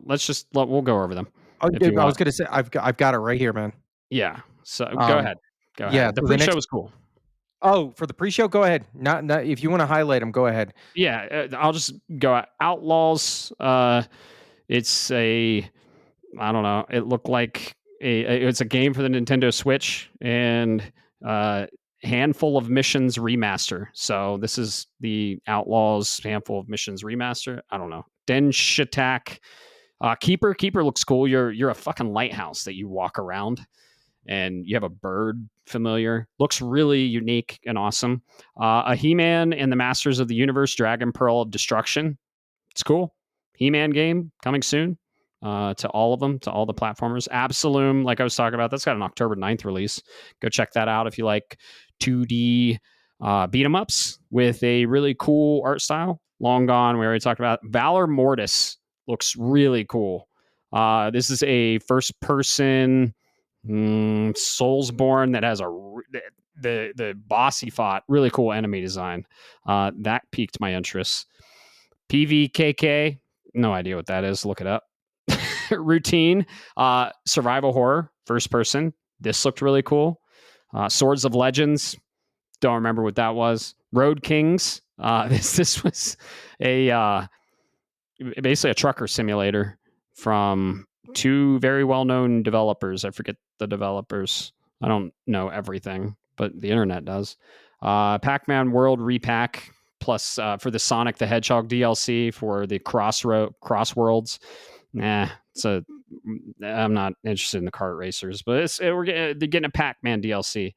So yeah, that was just the pre-show. I just wanted to touch on them. I'm very excited for Long Gone. Valor Mortis looks cool too. So anything you hear, go look at the trailer. It's cool. So Yeah, definitely. There was some cool stuff in there. I thought it was a little cool to see the Sonic and Pac-Man racing thing kind of go along. It was a bit of a trip. It was a bit of a trip. Not the collab that I was expecting, but it was definitely a pleasant surprise. Yeah, it's fun. Just that game, it's a living game and it has a bunch of DLC and it's a kart racer, and I'm just not interested. Fair enough. Fair enough. Just it takes too much time. It takes too much time. Yeah, it does. It really does. You know what else takes too much time? What? The next game on the that came off of the Off the announcements, the main stage, if you will. Oh See, yeah. you got my brain all kinds of messed up there, dude. Warhammer 40K Dawn of War 4 has been announced for 2026. This is a RTS in the Warhammer 40K series, well, rather their universe, one of their mini spin-offs. These games hold a little bit of a special place for me. I played the original Dawn of War and all of its expansions. This is what really got me into the 40K. I don't want to say lore, but yeah, the lore, the universe, if you will. Uh, if you like RTS, these are very solid ones. All of the armies feel unique. All of the uh, units feel unique. There's not a whole lot of. I don't know if you're familiar with RTS, there, Bud. Me? No, Yeah. I haven't played Dawn of War. It looked cool. Okay, so the problem with some RTS games is there's two big things for me. Is Mm-hmm. one, everything is generic as all hell, just reskinned. Oh, you've got Foot Yeah. Soldier A and Foot Soldier B, so on and so forth. And then there's the exact opposite, where things are so different that you end up with unbalancing, a la, and I'm going to say it, folks, StarCraft. Every Mm. unit's nice that it's different, but Zergling Rush is the strategy. We all know that. This one, you've got you've got the different unique. There's a certain balance to it and a certain elegance. And the orcs, that's where we get the classic British orcs, where it's like where they give you that growly British kind of style voice acting. That's where this comes from. Ah, okay. I see. Yeah, I never got into RTS. So It's because you have a Mac and not a PC. that's right. I don't game on my Mac. I game on my PS5 Pro. So Yeah, and my Switch. that's But okay. yeah, I'm happy. I'm When happy you for play you. this, This sequel was announced. It's cool. yeah, we'll see if my computer can handle it. It looks Mhm. beautiful. Yeah. It looks very rough. Right. All right. Well, anything else for that? If not, we got another nice big trailer that came in. An announcement that's already been. We already knew this game was coming, but it was nice to see more to that. And that's Animusha Way the Sword, hitting 2026 for pretty much every platform out there except for the one that wouldn't be able to handle it. Sorry, there, Switch 2. Womp Um, womp. womp womp. I gotta say, man, this trailer kinda sold me even more. Not like I needed to be sold.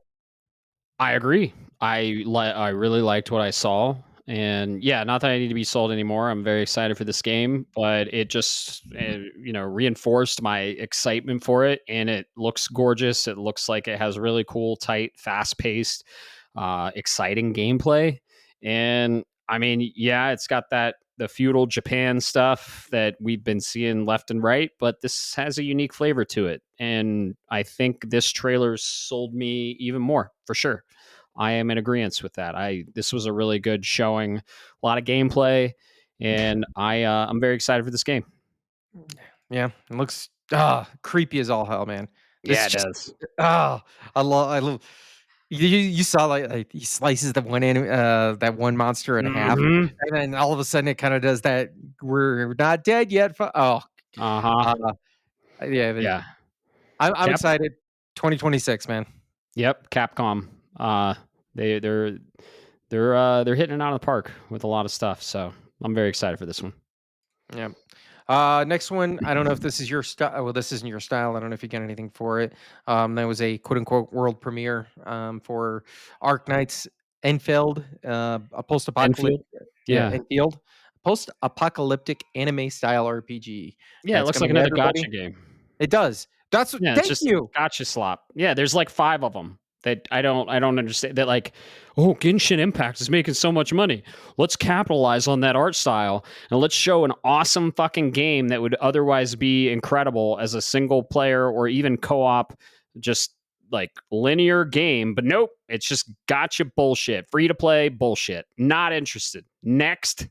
I don't know if this is free to play, but it definitely has that art style. Is it not free to play? Dude, there were so many of these. Let's verify that. Sorry, Genshin's got me all worked up.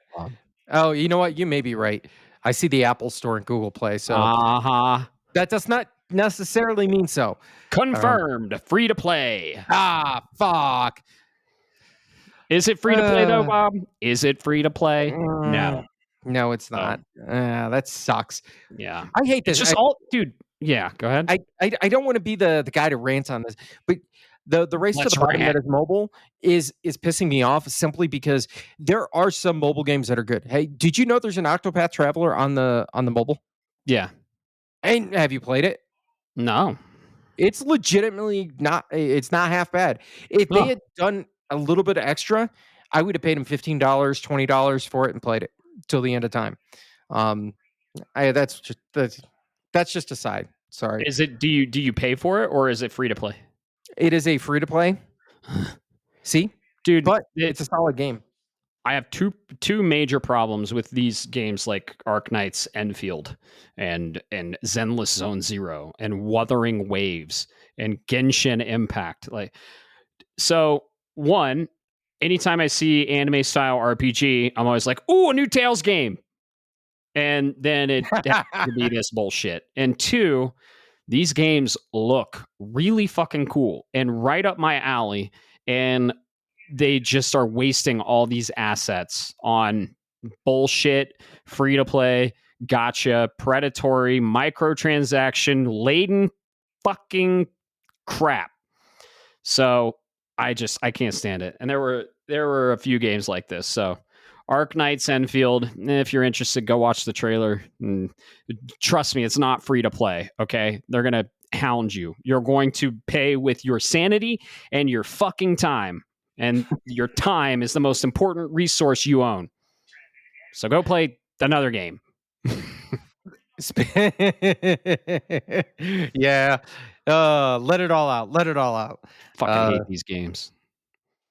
Well, speaking of more games that are coming, Europa Universal's 5 is open for pre-purchase. This is another one of the. It's the fifth one in this series. It's an RTS kind of war game. The downside here is this gave us no release date, not even a not even a release window, Matt. But you know what they did at the end, and this What? is what really pissed me off. Available for pre-purchase. Okay. Well, let us know when we're getting the fucking product we're buying. Yeah. That's going right back to this. They're going to get you one way or another.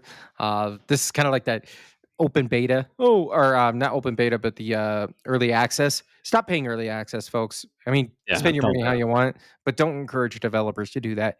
Oh, it's been in early access for 3 years on Steam. Yeah. Don't do it. See what you're buying, and most importantly, know what you're buying and when you're getting it. Yeah. So sorry, not for me. Yeah, it looks like an RTS thing. I mean, if you're interested, go watch the trailer. And yeah, trailers. Right. Let's see now, this next one. Now it's talking. Go ahead. Go ahead. You can go ahead. I was going to say this next one. You already alluded to it earlier. Yep. Oh, Damon Ex Machina, Titanic Scion. That's the demo trailer. Yeah, go ahead. I was talking about afterwards. I forgot about. Yeah, I was gonna let you take that one. This looks cool. I don't think it's free to play. It looks like cyberpunk anime style third-person action adventure. Looks cool. I'm probably not gonna get it. I know it's either Demon or Damon. I don't know. Ex Machina is a series, so Titanic Scion is an entry in that series, and I know it's a pretty good series. So there's a demo out there. If you are excited for this series, go play it. This one will be paid, and I don't really know a lot about it, but hey, it's not free to play, and it doesn't look like a Genshin ripoff. So it looks cool. It drops in. Yeah, the coolest thing about it is it drops here. I don't know, the day after Ghost of Yote or something like that, a day or two. It's September 5th. Great. Oh, no, that's not Ghost. Ghost is in October. But my point is it drops in September 5th. But you know what is September 5th? Chronos the New Dawn. I was going to say, what isn't at this point? Right. Yeah. You know what I'll be doing September 5th? Probably playing Metal Gear Solid Delta Snake You Eater. damn right, son. Yep. Yeah. These shows pretty much sometimes when they announce stuff and I see the release day, I just roll my eyes and I'm like, why? I'm so excited for it, right? It's exciting and the hype is real, but man, can people just talk? Can you guys collaborate, and just like alternate or just just alternate your release dates. Don't fucking like, dude, August alone. Gears of War 26th, Metal Gear Solid 28th, Lost Suicide 29th, Shinobi Art of Vengeance 29th. Come on. Anyway, what's the next one? Well, the next one's not a game trailer.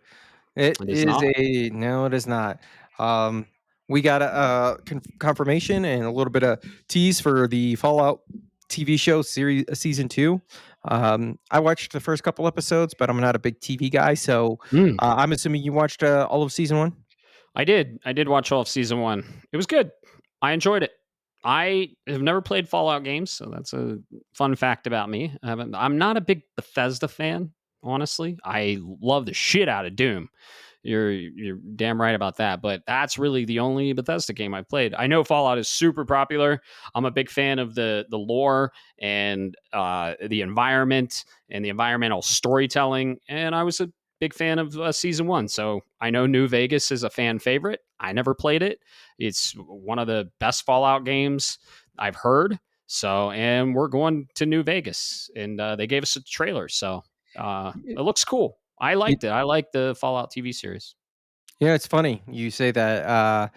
You don't play the Fallout games, but you watch the show. I'm not saying I Yeah, don't I know. have any interest in the show, but I love the games.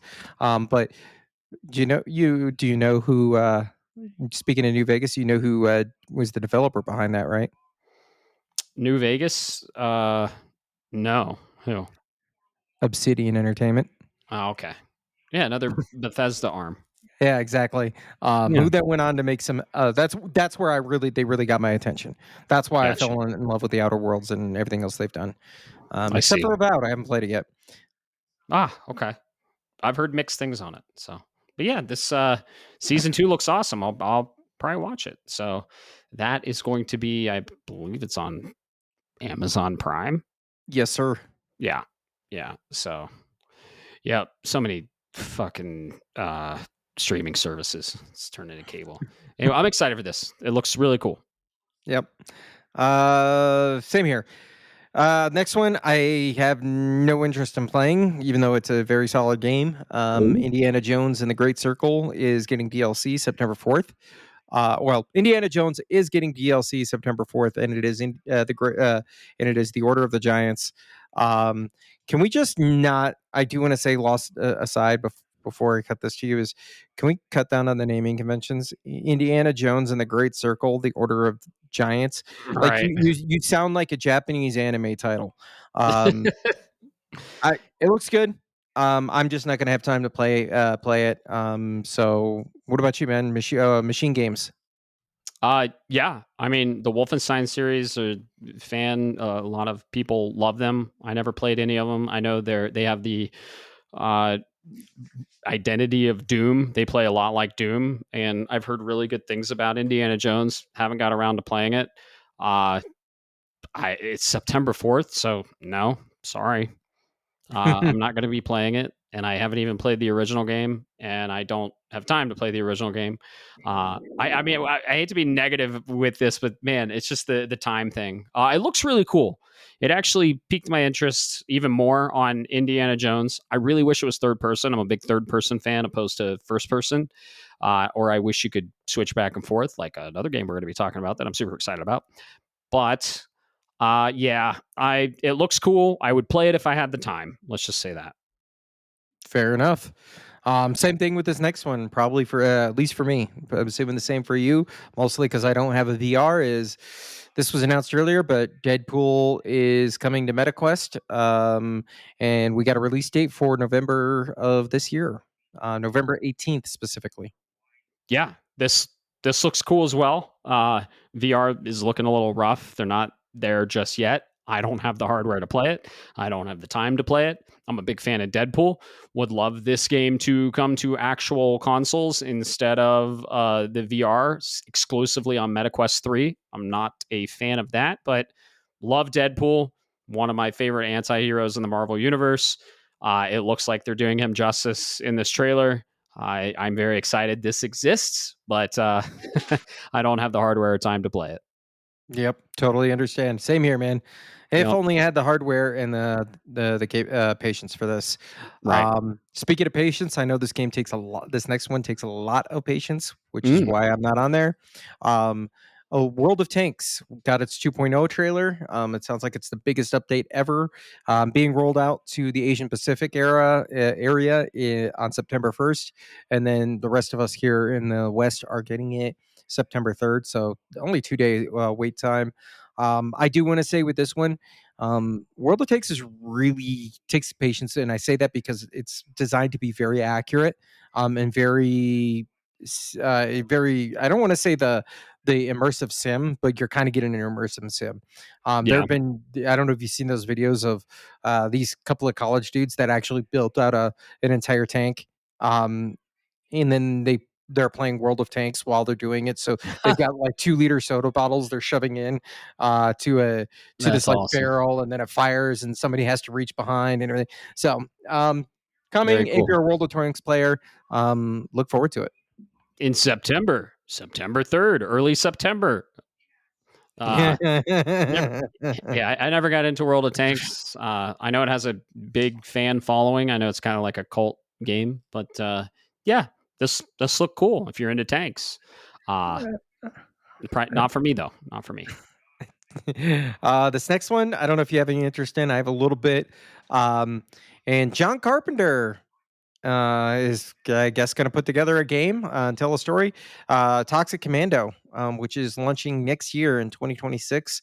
They say early 2026, but is expected, but that could change.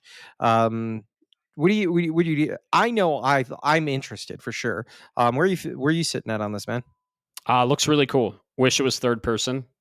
Depends on when it launches and what launches with it, but I could see myself picking this up. It looked John Carpenter's awesome. He makes a lot of cool shit. So I I I'm interested. Yeah, Yeah, it I looks cool. it definitely has a little bit of that Left 4 Dead vibe to Hmm. it, which Yeah, I'm down for. yeah. Uh, I wish it was third person. So, but that's I fair. know survival horror and first person enhances the scare effect. It's just I prefer third person, but it looks Yeah, really cool. depends on the game. We'll get to that Right. later. Yeah. um, this next one is it's actually my I don't want to undersell or oversell this, but this was the surprise that kind of got my interest the most out of everything that I didn't know about or knew Mm, that I needed. Death by Scrolling. Uh, this is a, I don't know. I gotta check the developer. I'm sorry, guys. Um, same guy that made Monkey Island. Escape that's from it. Monkey Island. That's it. That's the word I was looking for. It is a scroller survival kind of game. It's pixelated. The art style has a lot of SNES era Zelda vibes, so Link to Oh the yeah. Past style. Um, this also has a. This is a based on the trailer, and I haven't heard any official. I haven't looked into it too much, but this has a lot of different elements from games that kind of get an enjoyment out of, such as Binding of Isaac, Vampire Survivors, um, but in a interesting. I don't know. I guess you could say art style. Um, I don't know. What do you think, man? Are you interested in this one at all? It looks cool.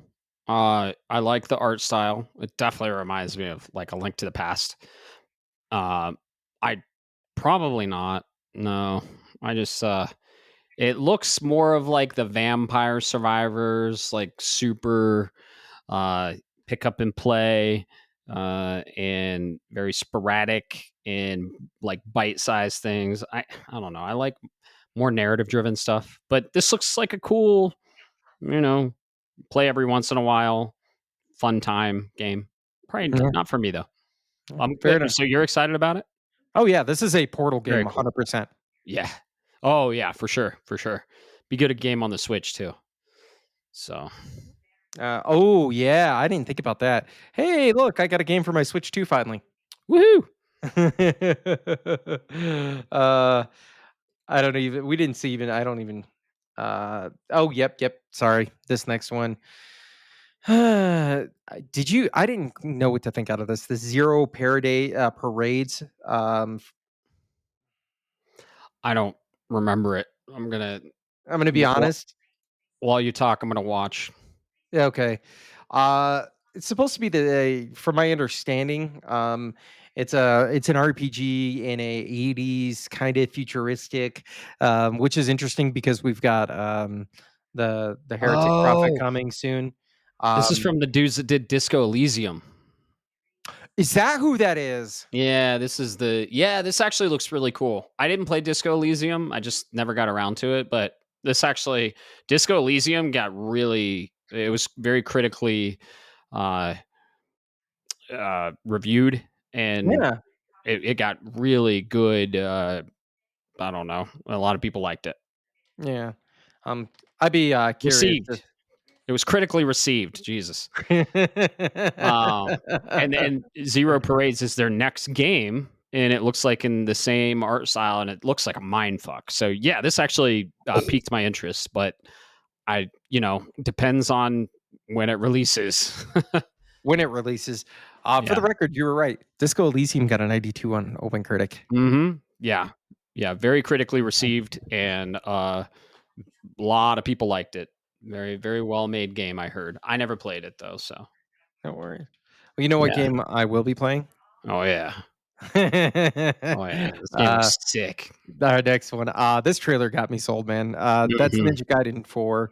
Uh, I'm here for Ragebound. The fact that we're getting a 2D side scroller and a 3D Ninja Gaiden game in the same fucking calendar year, Mhm. but is amazing. October 21st, more love to it, more of a tease. Did I mean I was already sold. So I'm assuming you're all in on this one as well. Yeah, but it's in October, and another one in October, very shortly after um, Ghost of Yote, and right before Mina the Hollower. So these are two games I'm putting everything down to play. I'm very excited for this game. This looked incredible. It looks like a Ninja Devil May Cry. It's the fourth entry in the series. It looks very pretty. Looks like it has awesome combat with a lot of tools at your disposal. I'm really interested in this game, but it's one of those like it's coming out at a really bad time, unfortunately, and I doubt I'll play it on launch. If I can beat Ghost in 2 weeks, which I doubt, uh, I'll probably go from Ghost to Mina. So yeah, it'll be one on the list for sure that I will visit. It's also the fourth entry too, and I haven't played any of the 3D Ninja Gaiden, so that's kind of like a bit of a hard place for me too. Like, should I play the first, second, and third one before I play the fourth? Probably to get some good insight and material for the fourth one. So that might be my pass on this one. But what I saw looks so fucking cool. So fucking bloody and gory and just Yeah. the game looked fast. Mm-hmm. Extremely like it's running 120 hertz fast. Oh yeah, very Uh, fast. I heard these are really hard games too, and I still have to play Ragebound, which is my preferred way to play Ninja Gaiden. So yeah, I'm all in on this, but man, I'm probably gonna have like 5 backlog games by the time this releases. So yeah, very interested. Probably won't find the time to play it, unfortunately. mm, yeah, I agree. This next one, it's coming from NC Soft's newest project, their MMO tactical shooter. Talk about a mouthful of genres. Cinder City, MMO, tactical shooter online. So a shooter online and an MMO. Hard pass. That's like so many genres that I don't want to feel the toxicity of. So Where you? I'm assuming you're with me in the same boat. 100% with you. Hard pass on the genre and the description. The environment looks cool, but yeah, a hard pass on the structure of this game. So it looks cool, but yeah. Yep. I hate to say it, but probably another hard pass for me. This next one, Time Takers. It's a multiplayer shooter. It's free to play, coming soon. But based on what I was able to gather out of the press releases and the trailer, when you get kills, you get additional time, and you want to be the last person standing. So there's a constant timer, and if I don't know if it hits 0, you're probably going to die or be kicked out of the match. And um, I just want to say that sounds really cool on a whiteboard until you play it, and then you realize the most toxic ass part of this community is going to come out. So nope, skipping that. Next. Yep.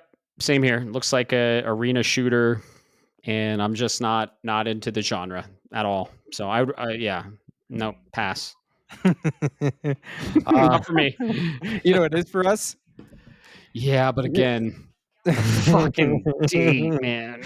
September 25th. I know. Oh, One of my sneaks up for the draft, sneak grabs, Silent Hill F. I see this and I really like what I see. I also if I'm being a realist, I can see where some people are going to say this isn't. They're going to be critical. This isn't Silent Hill. I can see the headlines down. Not actually a Silent Hill game. Focuses on the wrong thing, or just some bullshit, right? Why choose a Japanese girl? Or the horror doesn't hit. And I'm like, guys, you didn't even look at the setting. If I get a chance to play this, I'm all for it, man. The trailer, I don't need to see any more trailers. I already sold. I'm definitely sold. This game looks awesome. It's in the Silent Hill universe. It's, Konami's bringing Silent Hill back. I'm all for it. But again, it's releasing September 25th on the heels of another survival horror that I'm pretty much all in on and will be prioritizing over this one that month, Chronos: The New Dawn. But then it's like almost a week after Borderlands 4 and 5 days before Final Fantasy Tactics Ivalice Chronicles. Yep. So again, very excited for it. Can't wait to play it when I can. I'll get to it when I get to it. It looks awesome. It looks scary as hell.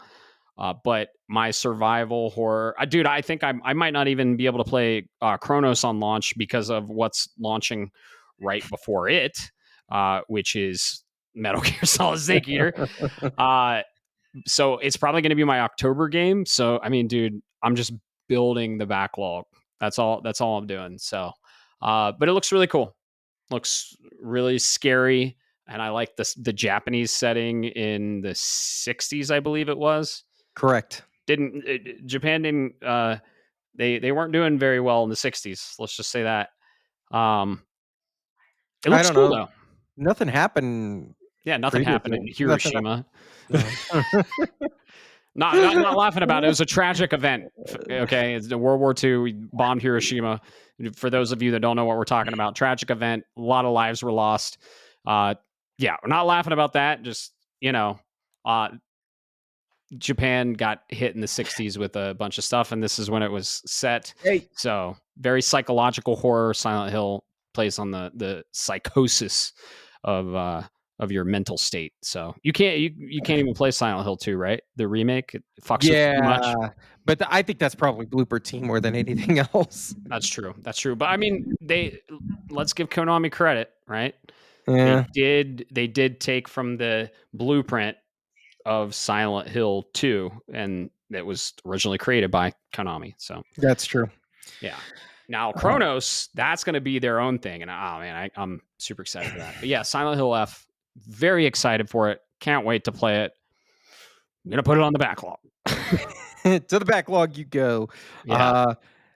Speaking of Japanese, I don't want to say horror, but very Japanese games. This next one, this is the one that you and I were joking.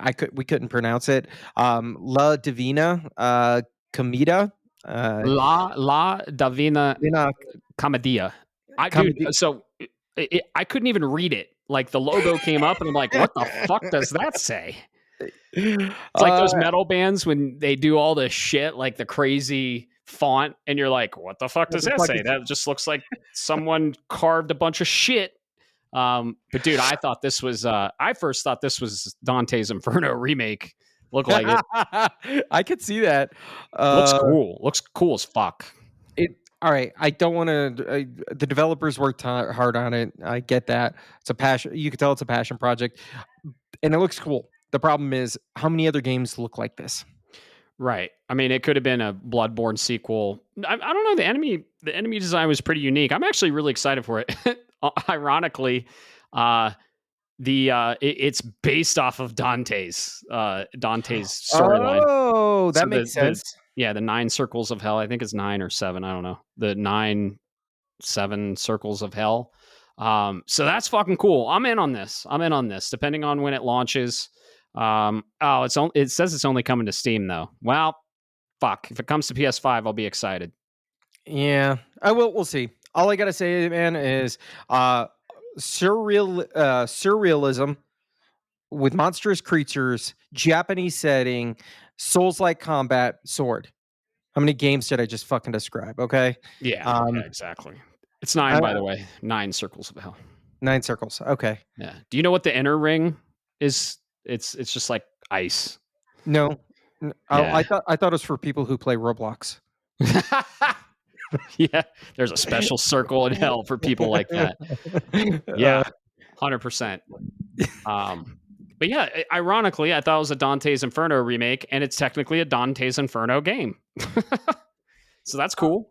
No, that is pretty cool, man. Yeah. Maybe I'll check it out. I'm in. This intrigued me. It looks cool. Looks like Bloodborne combat with the Dante, the Divine Comedy storyline. That storyline's fucked. And really cool. So yeah, this was probably one of the highlights. I like the new IPs getting announced, and I'm excited for this one. So I want to know more. I don't even know if what we saw was gameplay. Who knows? It could have been pre-rendered, but I want to see more of this game, and I want to see if it comes to PS5. So yep, I agree. Speaking of highlights of the show, this is one of them. We got one of 2 this week trailers and discussions and dive Chronos the New Dawn. This game was announced earlier this year. It's coming September 5th. This is from Blooper Team. They've made a handful of horror style games with pretty middling. I don't want to say bad, but like good. Somewhere in the medium. Yeah, that's somewhere in the medium. And as we know in this industry, good is not just doesn't cut it anymore. It's funny because their last title they actually made that they didn't remake was called The Medium. Oh, that's true. Yeah, it is. Pun intended. Yep. Pun intended. They are coming off the heels of an incredible remake, which was Silent Hill 2. But yeah. Yeah. If you guys haven't seen if you guys out there, your listeners haven't seen this, it is a psychological survival horror with all kinds of cool mechanics. So you didn't see the trailer earlier, Matt, but the idea is I kind of want to stay dark on it. I'll keep my mouth shut because the more I hear, the more I'm like, oh my god, this game looks it sounds awesome. If it looks very Dead Space, it looks Dead Space, but it doesn't play. The more I see of this game, the more intrigued I am. The first showing, I think they were showing an alpha build. It was a little rough, but dude, I was like, oh wait, hold on, what is this? And it piqued my interest. And then the more I saw, I was like, okay, all right, I see what you're doing, Bloober Team. And then I played Silent Hill 2, and I was like, okay, all right. And then I saw another trailer for this, and I'm like, you son of a bitch, I'm in. I got it pre-ordered. I can't wait for this game. I don't know if I'll play it on launch, but I think I'm going to save it for my spooky game in October. I usually play a spooky game and I stream it in October, and this is definitely going to be the game I stream. It's like Dead Space meets BioShock, female protagonist in a suit, which I fucking love female protagonists in a suit. Our girl Samus, shout out. But that was really cool to hear that it's a female protagonist in a suit.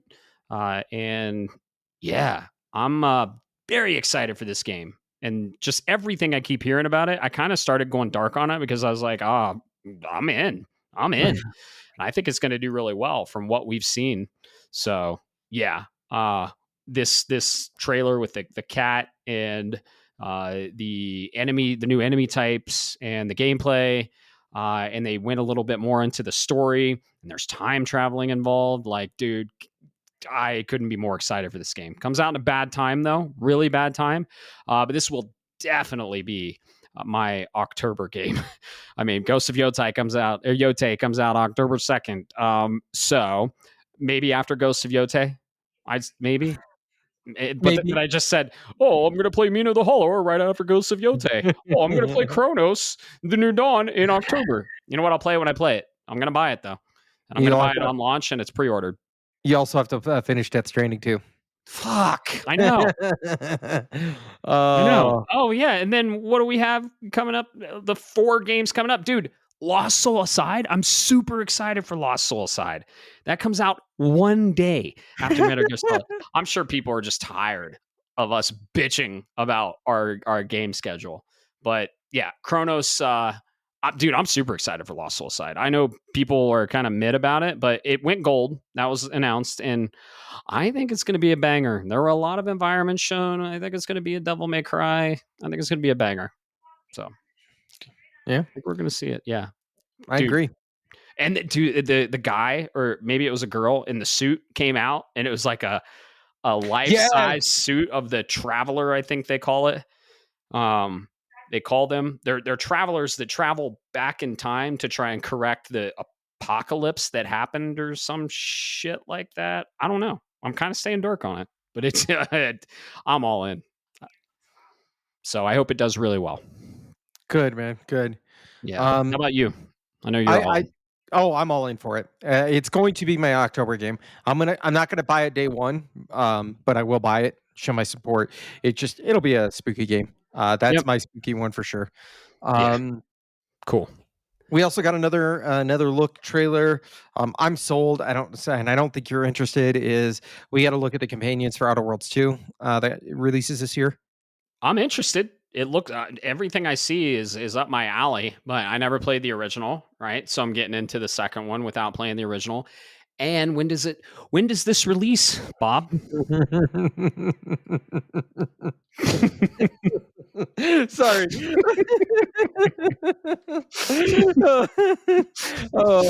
Sorry, folks. I'm just laughing because it releases October 29th, spooky season.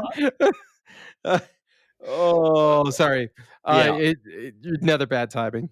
I like what I see though. It looks really cool. Kind of reminds me of Ratchet and Clank a little bit. But you played the original. Is it looking cool?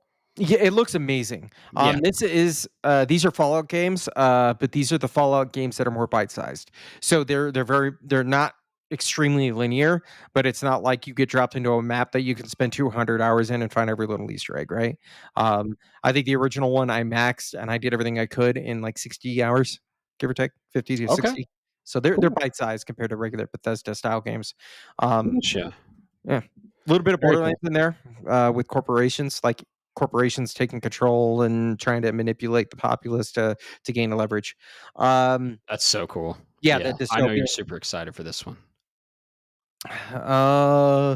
If I get to it, it's on the list. Right. Yeah. The struggle. It'll be interesting to see what we actually hit in August, September, and October. We're midway through August. So it'll be actually interesting to see which ones like pique our interest the most and which ones we choose out of the Borderlands 4, right? We're playing that day one. But it'll be interesting to see what makes the cut, right? Mm-hmm. I agree. We're going to find out in the next month or so. Yep. Let's see. We could probably skip this next one. And We got to. let's just touch on it. It's called Enzoi Island Getaway Oh, I was DLC. gonna. Yeah, I was gonna touch on it. It's free DLC if you're into In Zoe. Never heard of it. Looks like a Sims game. Oh, cool. Yeah, based on what That's I could cool. gather out of it. Looks cool. Yeah. I'm super excited Ooh. for this next free to play anime style hero shooter.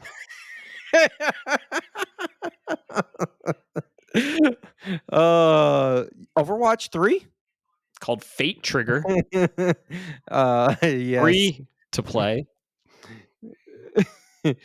They always free to play, right? Yep. Once again, not trying to dog on it. If you're into this kind of thing, cool, go play it. I also assume you're probably playing Overwatch as well. Looks cool. If it's your thing. We got another quick. You threw me off there. We got a trailer for a early access reveal for Moonlight 2: The Endless Vault, which is coming to early access. Once again, I hate this, but okay, in October 23rd. So not only you're releasing early access, which I already don't like as a premise, you're releasing into a very crowded window. So do you know what happened that we called a long time ago with what would happen? Grand Theft Auto got delayed. Uh-huh.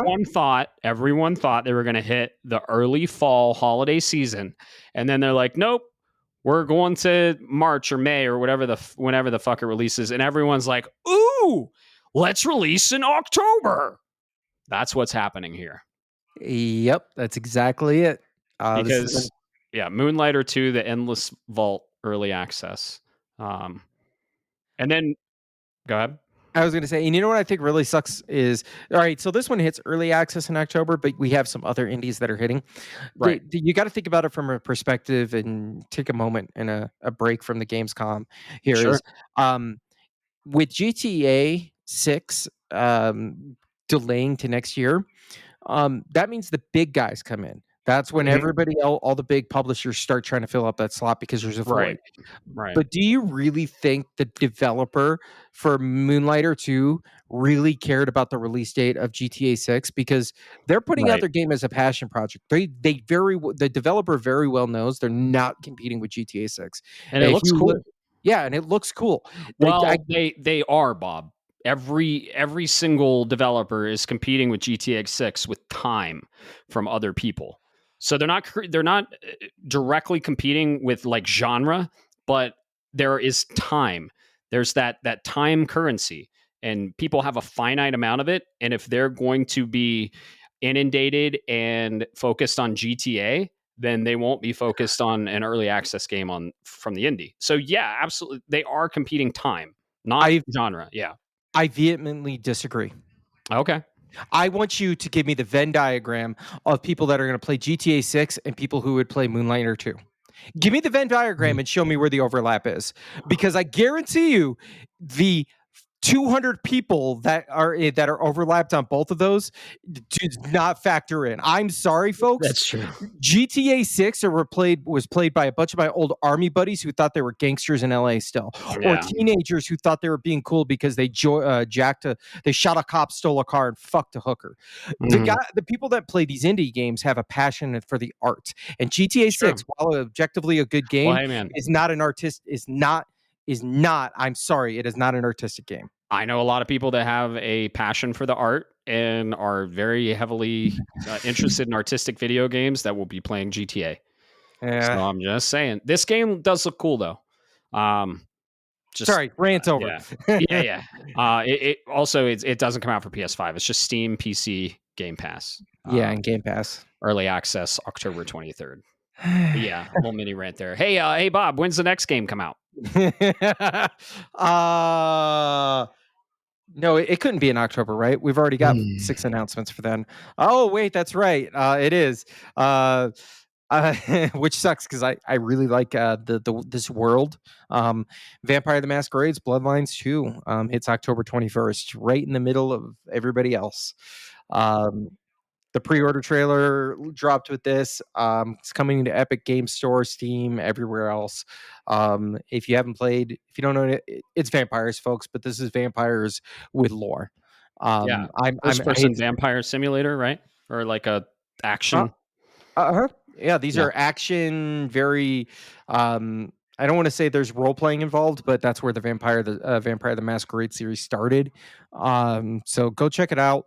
If you like vampire stuff, but with actual more than just blah, Vlad Dracula, go check it out because it's a lot of cloak and dagger and shadow stuff.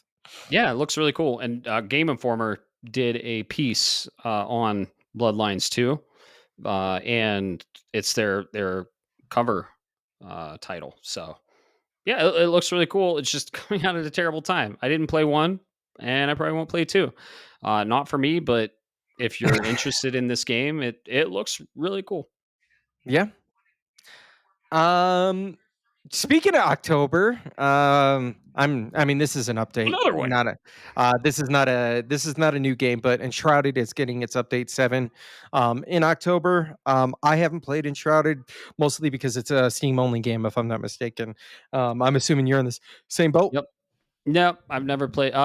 The base game is currently available to play on all the consoles though now. So no, I've never played it, and it looks like it's getting a new season, Wake of the Water. So if you're into that, be excited. Mm-hmm. Next one, if you're excited, I know I'm not personally, but I thought this was a different game, or I thought this was a Switch 2 announcement for this. Mhm. But KCD2 is getting its first, I think it's its first DLC. Correct me if I'm wrong. Legacy I of the think so. Forge. And guess what? Hey, Matt, it's coming out in September. Yeah, it's either September or October. Yeah, I Uh, never played Kingdom Come Deliverance, the first one or the second one. So this isn't for me, but it's cool to see DLC and that they are still supporting it. And it looked a little rough, did it not? It looked like it was running on the Switch, didn't it? I was gonna say that same thing because I've heard so many good things and I've seen trailers of the base game, and that did not look like the base game. That looked very, very unpolished. Right, I think is the best way to put it. right. So I'm glad you caught that too. yeah. Oh yeah, it looks a little unpolished. So I know that it got incredible reviews. I think it was like said it might be even be in the running for Game of the Year. It's not going to win, but it might be in the running and it might be nominated. We'll see. We'll see. So I never played it. It's exciting for people that are excited for it. Speaking of people, if you're excited for this, I'm not personally. I think it looks cool though. Cult of the Lamb, the Woolhaven expansion drops. It says it's early 2026. So thank God it's not in October. Right, right. I watched a little bit of Cult of the Lamb being played. There were a lot of cool Twitch interactive stuff with it when it launched. It looks fun. It looks cute. I never got into it. Never got around to it. It's more of kind of like a Harvest Moon in hell with a lamb. I would say more of a sim game. So not really my genre, but exciting nonetheless that they are still supporting it, and it doesn't have a September October release date. Dude, that's a. At least it doesn't have those release dates. Right, right. Speaking of 2026 and not releasing in the crowded month that are September to October, 21 years after its release, we're still getting World of Warcraft expansions. Crazy. Um, I'm yeah, And I do not say that in a condescending way. I think you put it best, crazy that it's still going strong this many years later. yep, and CG trailers. Like Blizzard makes some of the best CG trailers. It's not indicative of the game whatsoever, right? But the CG trailers are so fucking cool, and they're so cinematic, and I always enjoy watching them. I have no fucking clue what's going on. I played World of Warcraft on my white non-unibody MacBook in Holy shit! in 2013, 2010. I played it to check it out, and I chose the dark elf, and I went around and I was collecting mushrooms, and I was talking to my friend that got me into it. I was like, hey, when do I start fighting? And he's like, oh no, you have to level, so you got to go collect a bunch of shit. And I was like, for how long? And he's like, you probably want to get to level, I don't know, 50 before you do raids. It'll probably take about 200 hours. And I was like, I'm done. Oh, I don't So, blame you. yeah. I was Speaking of going around collecting mushrooms to level up. I was just like, and the graphics were not great. But a lot of people play WoW. I'm very excited that it is still being supported by Blizzard, and the CG trailer looked awesome. you just described the famous "Make Love Not Warcraft" episode from South Park. Oh yeah, They spend weeks on end playing the game nonstop to beat the bad guy.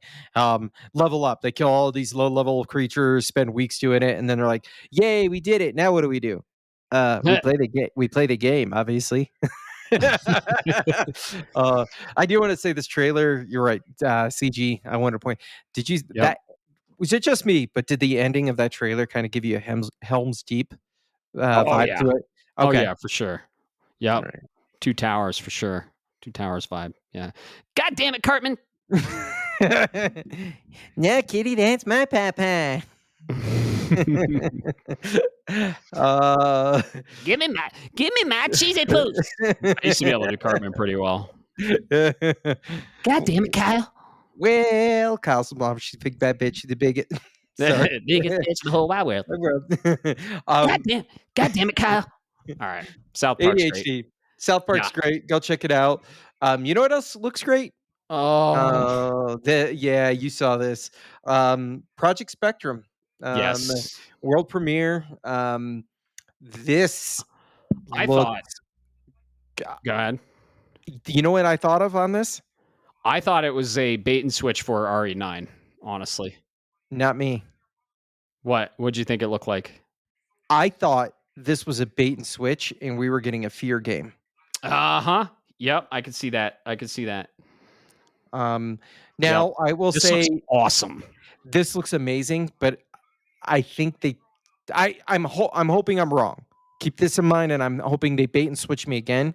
But I think they they tilted their hand a little too much on the trailer. They revealed something that I think was not supposed to be like oh my goodness, it's going to be a twist later. Mm-hmm. Maybe I'm wrong, and maybe there's something more to it, and I don't want to say beyond that because I don't want to point it out and ruin it. But this looks fucking awesome. I thought it was a fear game at first, and I'm still down for it. Hell yeah. It kind of reminded me of the premise of, did you ever play the game Carrion? No, I can't say I have. Carrion is a pixel art, and you're like the monster going around the lab killing everyone. So the big twist of this trailer, of course, is you're the bad thing killing everyone, and you don't know it. And I'm very intrigued in the story, and it definitely gave me Resident Evil vibes and fear vibes, like you said. So don't even have a name for it. It could be a fear game. Well, no, they already announced the developer. But yeah, it just has a code name, Project Spectrum. So I want to see more on this game for sure. This was very, very enticing and intriguing. So, yep. Right into another game that. Yep. I'm sorry. I'm not trying to be mean. Just not for me. Not for me. World of Tanks Heat. It is available. It'll be available on everything. No release date has been revealed, but you can wishlist it. Which, by the way, did you get that? Add to your wish list now. Vibe from everything. Oh yeah, yeah. It's how they gauge excitement and hype and pre-orders and stuff like that. And I think they get more funding from the publisher based on how much is wish list. So that's why people are promoting that and asking for that. Yeah, I hate that. I do too. So yeah, but yeah, World of Tanks Heat on all the platforms.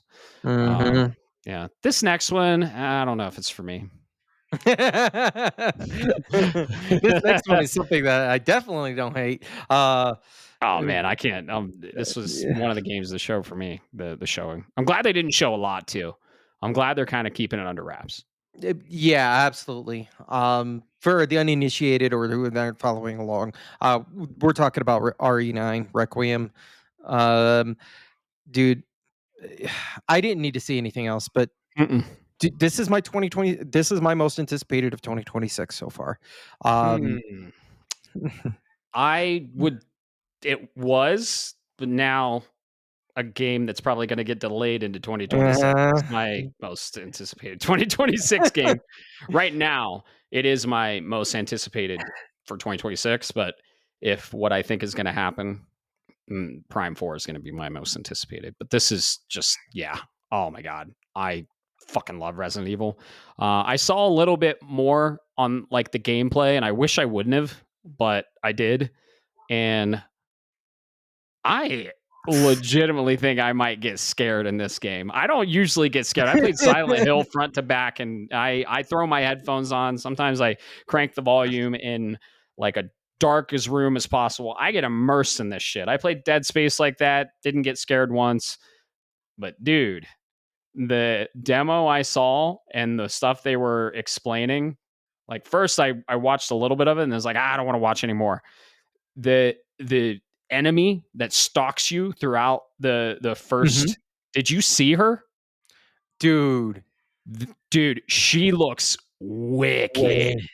wildly. Uh-huh. This It's is this is what can I yeah. say? And the Uh, lighting in this game, man. Holy shit. I'm very excited for this game. It's day one. I'm pre-ordering it. Day one, putting everything down for it. Releases late February, thank God. And usually February's packed, but this will trump everything else for sure. Yeah, absolutely. I will say what I really appreciate about this, because everybody keeps talking about Leon, and I love Leon. Don't get me wrong, I think but it might have been him on the phone. It might have been him on the phone. you're not the only one. Yeah, give it. You're not the only one who said that. But I do want to Give us our appreciate boy. Give it to that us. that Alyssa seems Alicia, yeah. or Alicia. That's a I know she's an FBI analyst and all that, but think about it. Look at her in the trailers. She looks like one of those I get scared really Are easy. you I talking don't about want Alicia or Grace? to Alicia is Grace. yeah. Sorry. You're good. You're good. Yeah, she looks like she's scared all the time. Like, oh my god, there was something that jumped, and that I want to appreciate. I take a moment and say, as long as they don't overdo it, that's very appreciative because it helps them bring the fear out and with the and bring the immersion to a new level. Dude. They did that really well in RE7. The rest of Yes. RE7 was meh. It is what it is, right? I'm not gonna split hairs with people, Sure. but what they did with him in that first game where he was just basically I don't want to say a big bitch, but he was a big bitch for the first part of the game, really made me like that was the first RE that I legitimately was scared with. Oh yeah. Did you see the mechanic they're implementing in the gameplay for her fear factor? Like Oh, if she gets too, do you want to know? don't give me hope. If she gets too afraid and she tries to interact with something, she'll stumble a little bit and just give you that extra 2 seconds when something's fucking just stomping down the hall ready to bite your head off. Like she stumbles and she'll like hold the wall if she gets too afraid. Yeah. Dude, we're gonna have this real scared little girl that doesn't have a gun or anything. It's gonna be super survival horror. And then they're gonna tease Leon a little bit. He's in there. He's there for some reason, probably for them. They did this in 8, and they did it with Chris Redfield. Yeah, that's fair. They're gonna do it. Yeah, but if they do like they did with Chris Redfield, where yeah, don't. Yep, that was an incredible twist on that. And you were like, what the fuck is going on? Why is Chris doing this? But then it's all explained in the end. Oh, that was just 8 is top 3 Resident Evil for me. 8 is but so good. I don't disagree, but I got things to say about what you're leaning to. We can talk later. Yeah. Not because it's spoiler territory, folks. It's not that I'm trying to hide anything from you, but right. I also want to hide stuff from a game you may not have played. Yeah, we don't want to spoil anything on this. And 8 has some huge twists and turns that I can't wait. Like we've only seen a small slice of what this game, RE9, RE Requiem, is going to offer. And I mean, if they announce anything else about it, I'm probably going to stay dark because these are games you want to stay dark on because they are scary, and the biggest fear factor of anything really is the unknown. If you know something, you're less scared of it. That is And true.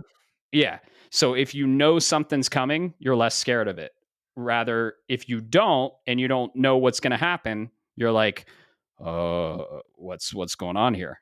Like even in life, if you don't know a lot about something, the more you research about it, the less you're afraid of it, right? Unless it's like the fucking crazy fish in the bottom of the sea. Don't research that. You'll get more afraid. Or the government. The government, right? Ugh. But yeah, I think I'm going to stay dark on this from now.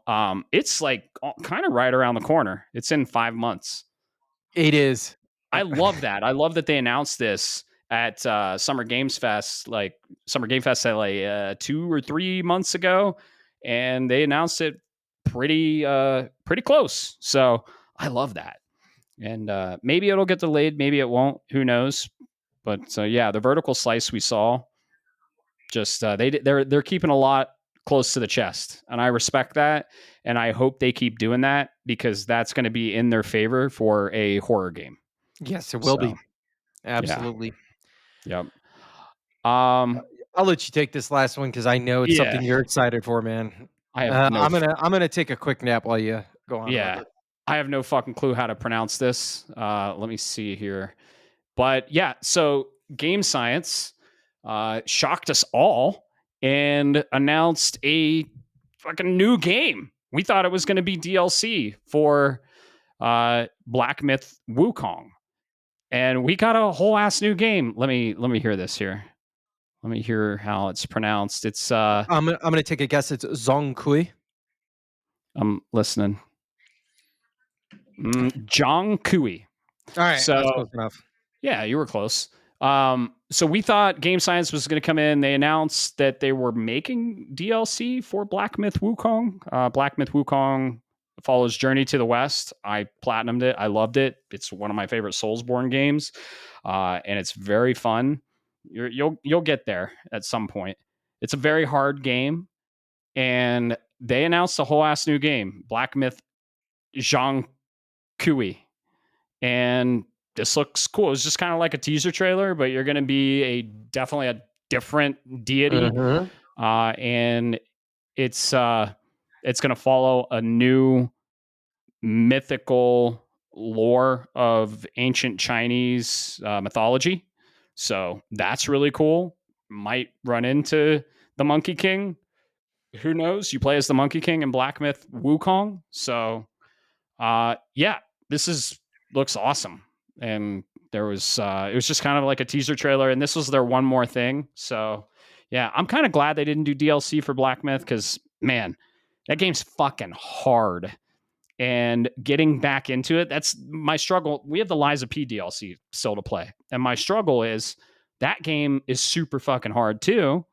And I don't know if I can like jump in and get right into it and play that DLC. Like that's the struggle with the very hard games where you have, you know, your muscle memory and you have all the buttons and then you have to relearn it, like putting it down for almost 2 years, it seems like.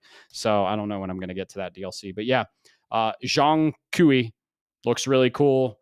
They announced that no date or platforms were listed or announced, but yeah, Game Science is cooking, and I can't wait to see what they give us because I like Black Myth Wukong.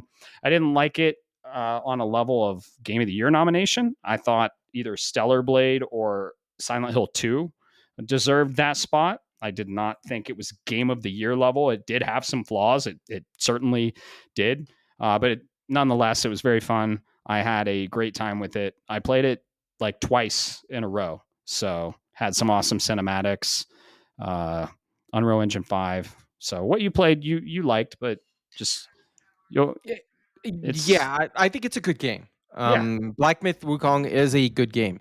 I think so where do I want to start with this? I'm going to just rip the Band-Aid off. The fact that it was the GOTY in the fan nominations tells me exactly all I need to know about the quote unquote fans out there, because there's no way in God's green earth that plus 4 gotcha games that have their subscribers sitting on a hook like they're crackheads were game of the years. I'm sorry. Right. Yeah. Um, Black Myth was a good game, but I think there were some fundamental problems with it for me personally, that kept it from rising to the top. If you really want to go, if you really want some time, hit me up on the Discord. I will be more than happy to explain it in more in depth. I think it was a solid game, and I'm hoping Game Science learns from those mistakes and doesn't just try to push out more of the same. And we're going to see, because Game Science, correct me if I'm wrong, they're coming from the Project Hero or Project China China Hero Project. Yep. China Hero Project. Yep. And I have one big concern, Matt, and this is what I've been waiting for, and haven't said, but I've kept in the back of my head. What? What happens when these Black Myth Wukongs, for example, one example, start to hit the ground? Will the developer take their time and think about what they did and improve upon what they did and go for it, or will they Mhm. churn out a sequel and we'll get sequelitis? Right. That's my Yeah. concern with what we're going to see. But time will Well, I tell. think. This is early. We don't have an announcement date. We don't even have gameplay. Yeah, no, it was just a teaser trailer. I think it was a CG. I don't. It might have been an engine, but yeah, super early to announce it. Probably too early, honestly, but exciting nonetheless. That we're getting another Black Myth game. So Yeah. with a really cool protagonist, it looks like. So This one does look good. I like that. The whole monkey thing was a little off. Yeah, I don't know. I don't want to say it was off-putting because that sounds racist and mean, but it just wasn't a vibe I was looking for. Okay. it was fun jumping around, and I like fast paced, fast protagonists that instead of like blocking, you dodge. So that's what I liked. Yeah. Oh, that's the fundamental difference. That was my one of my biggest issues with the game, was Hmm. the only way to quote unquote avoid damage or deal with it was to dodge. And I'm Hmm. like, where's a parry? You have a big staff. Where's your parry? Oh Yeah. no, I gotta go. You get it. Wah! And I'm You get like, it. You didn't go get far enough to get it. eh. You do get Yeah, it though. if I have to earn it that way, then it's not a core mechanic, and you can fuck off. Right. Right. I hear you. I hear you. One day you'll finish it. Maybe. Probably not. Time. I'll Um. tell you when I can finish it. September or October of this year. Yeah. Nothing's coming out then. But yeah, dude, Gamescom, that's everything that was announced at Gamescom. I thought it was a solid event. Um, in my opinion, I feel like it was like a good. It was an opposite sandwich where the meat was on the outside and the bread was on the inside. Like it started strong and ended strong, but in the middle there, it was a little. Yeah, I could see that. What I think was made this really good, was if I see a show, one of these events, and I see, oh, that's for me, that's for me, that's for me. I start to get worried, because then I go, okay, I know I'm not every gamer out there, right? Mhm. I don't play COD, I don't play da da da da da. So then I start to get I start to get worried, because I'm like, what else is going on? But this was really good because it was paced. I had time to process what I just saw while they announced the next gotcha game or expansion DLC to an indie that I've never heard of and all that. And then we come back and it's like, hey, guess what, Bob? Here's a sniff of something else, and then I get time to process it and think about it and whatever. So I think that was really good in terms of pacing. Yeah, I agree, and I like how they showed the game. They usually showed gameplay, and then they brought out the developers and they talked with them for a little bit. I love that, and you're really like getting a sense of a look behind the game and how the sausage is made, if you will. But yeah, I thought it was a great event. I would give it a B plus. Honestly, it was great. There was a lot of gems in there, a lot of stuff I'm interested in, a lot of cool surprises. Like, dude, Lego Batman, uh, the Arkham Chronicles or whatever the fuck it's called, the Lego Batman game looks really cool, and I am very excited for that. That's a day one for me. Giving me the Arkham Kombat in Lego form. Are you kidding me? With some Dark Knight storylines and the Batman storylines? Yeah. We're going to see maybe some Michael Keaton storylines, maybe some fucking Batman Forever storylines. Who knows? Just give me all the Batman in an open world Arkham and give me the mini kits. So, yeah, I thought it Yeah. was a solid show. What grade would you give it? I will say, so I got two things to say. One, I'd give it about a B. Mhm. I think there were some things that they could have improved upon. Um, so like I said, there's plenty there for me. There's plenty there not for me. That's okay. I think the pacing was pretty good. I think they could have changed it up just enough. Maybe paced out some of that because like you ended up with the RE9 into Black Myth, and then the other couple of games that came before, and it was like, okay, holy crap. Let me calm down here for a moment. So I think they could have at least paced that out a little bit. I do Yeah. want to say final thoughts for Gamescom. You said you haven't seen anything from today yet. All right. Chronos? No, no, no. Well, so there is Pragmata. There so was some there is more. Pragmata gameplay I There's some want to look at Pragmata. too. There's some more Chronos.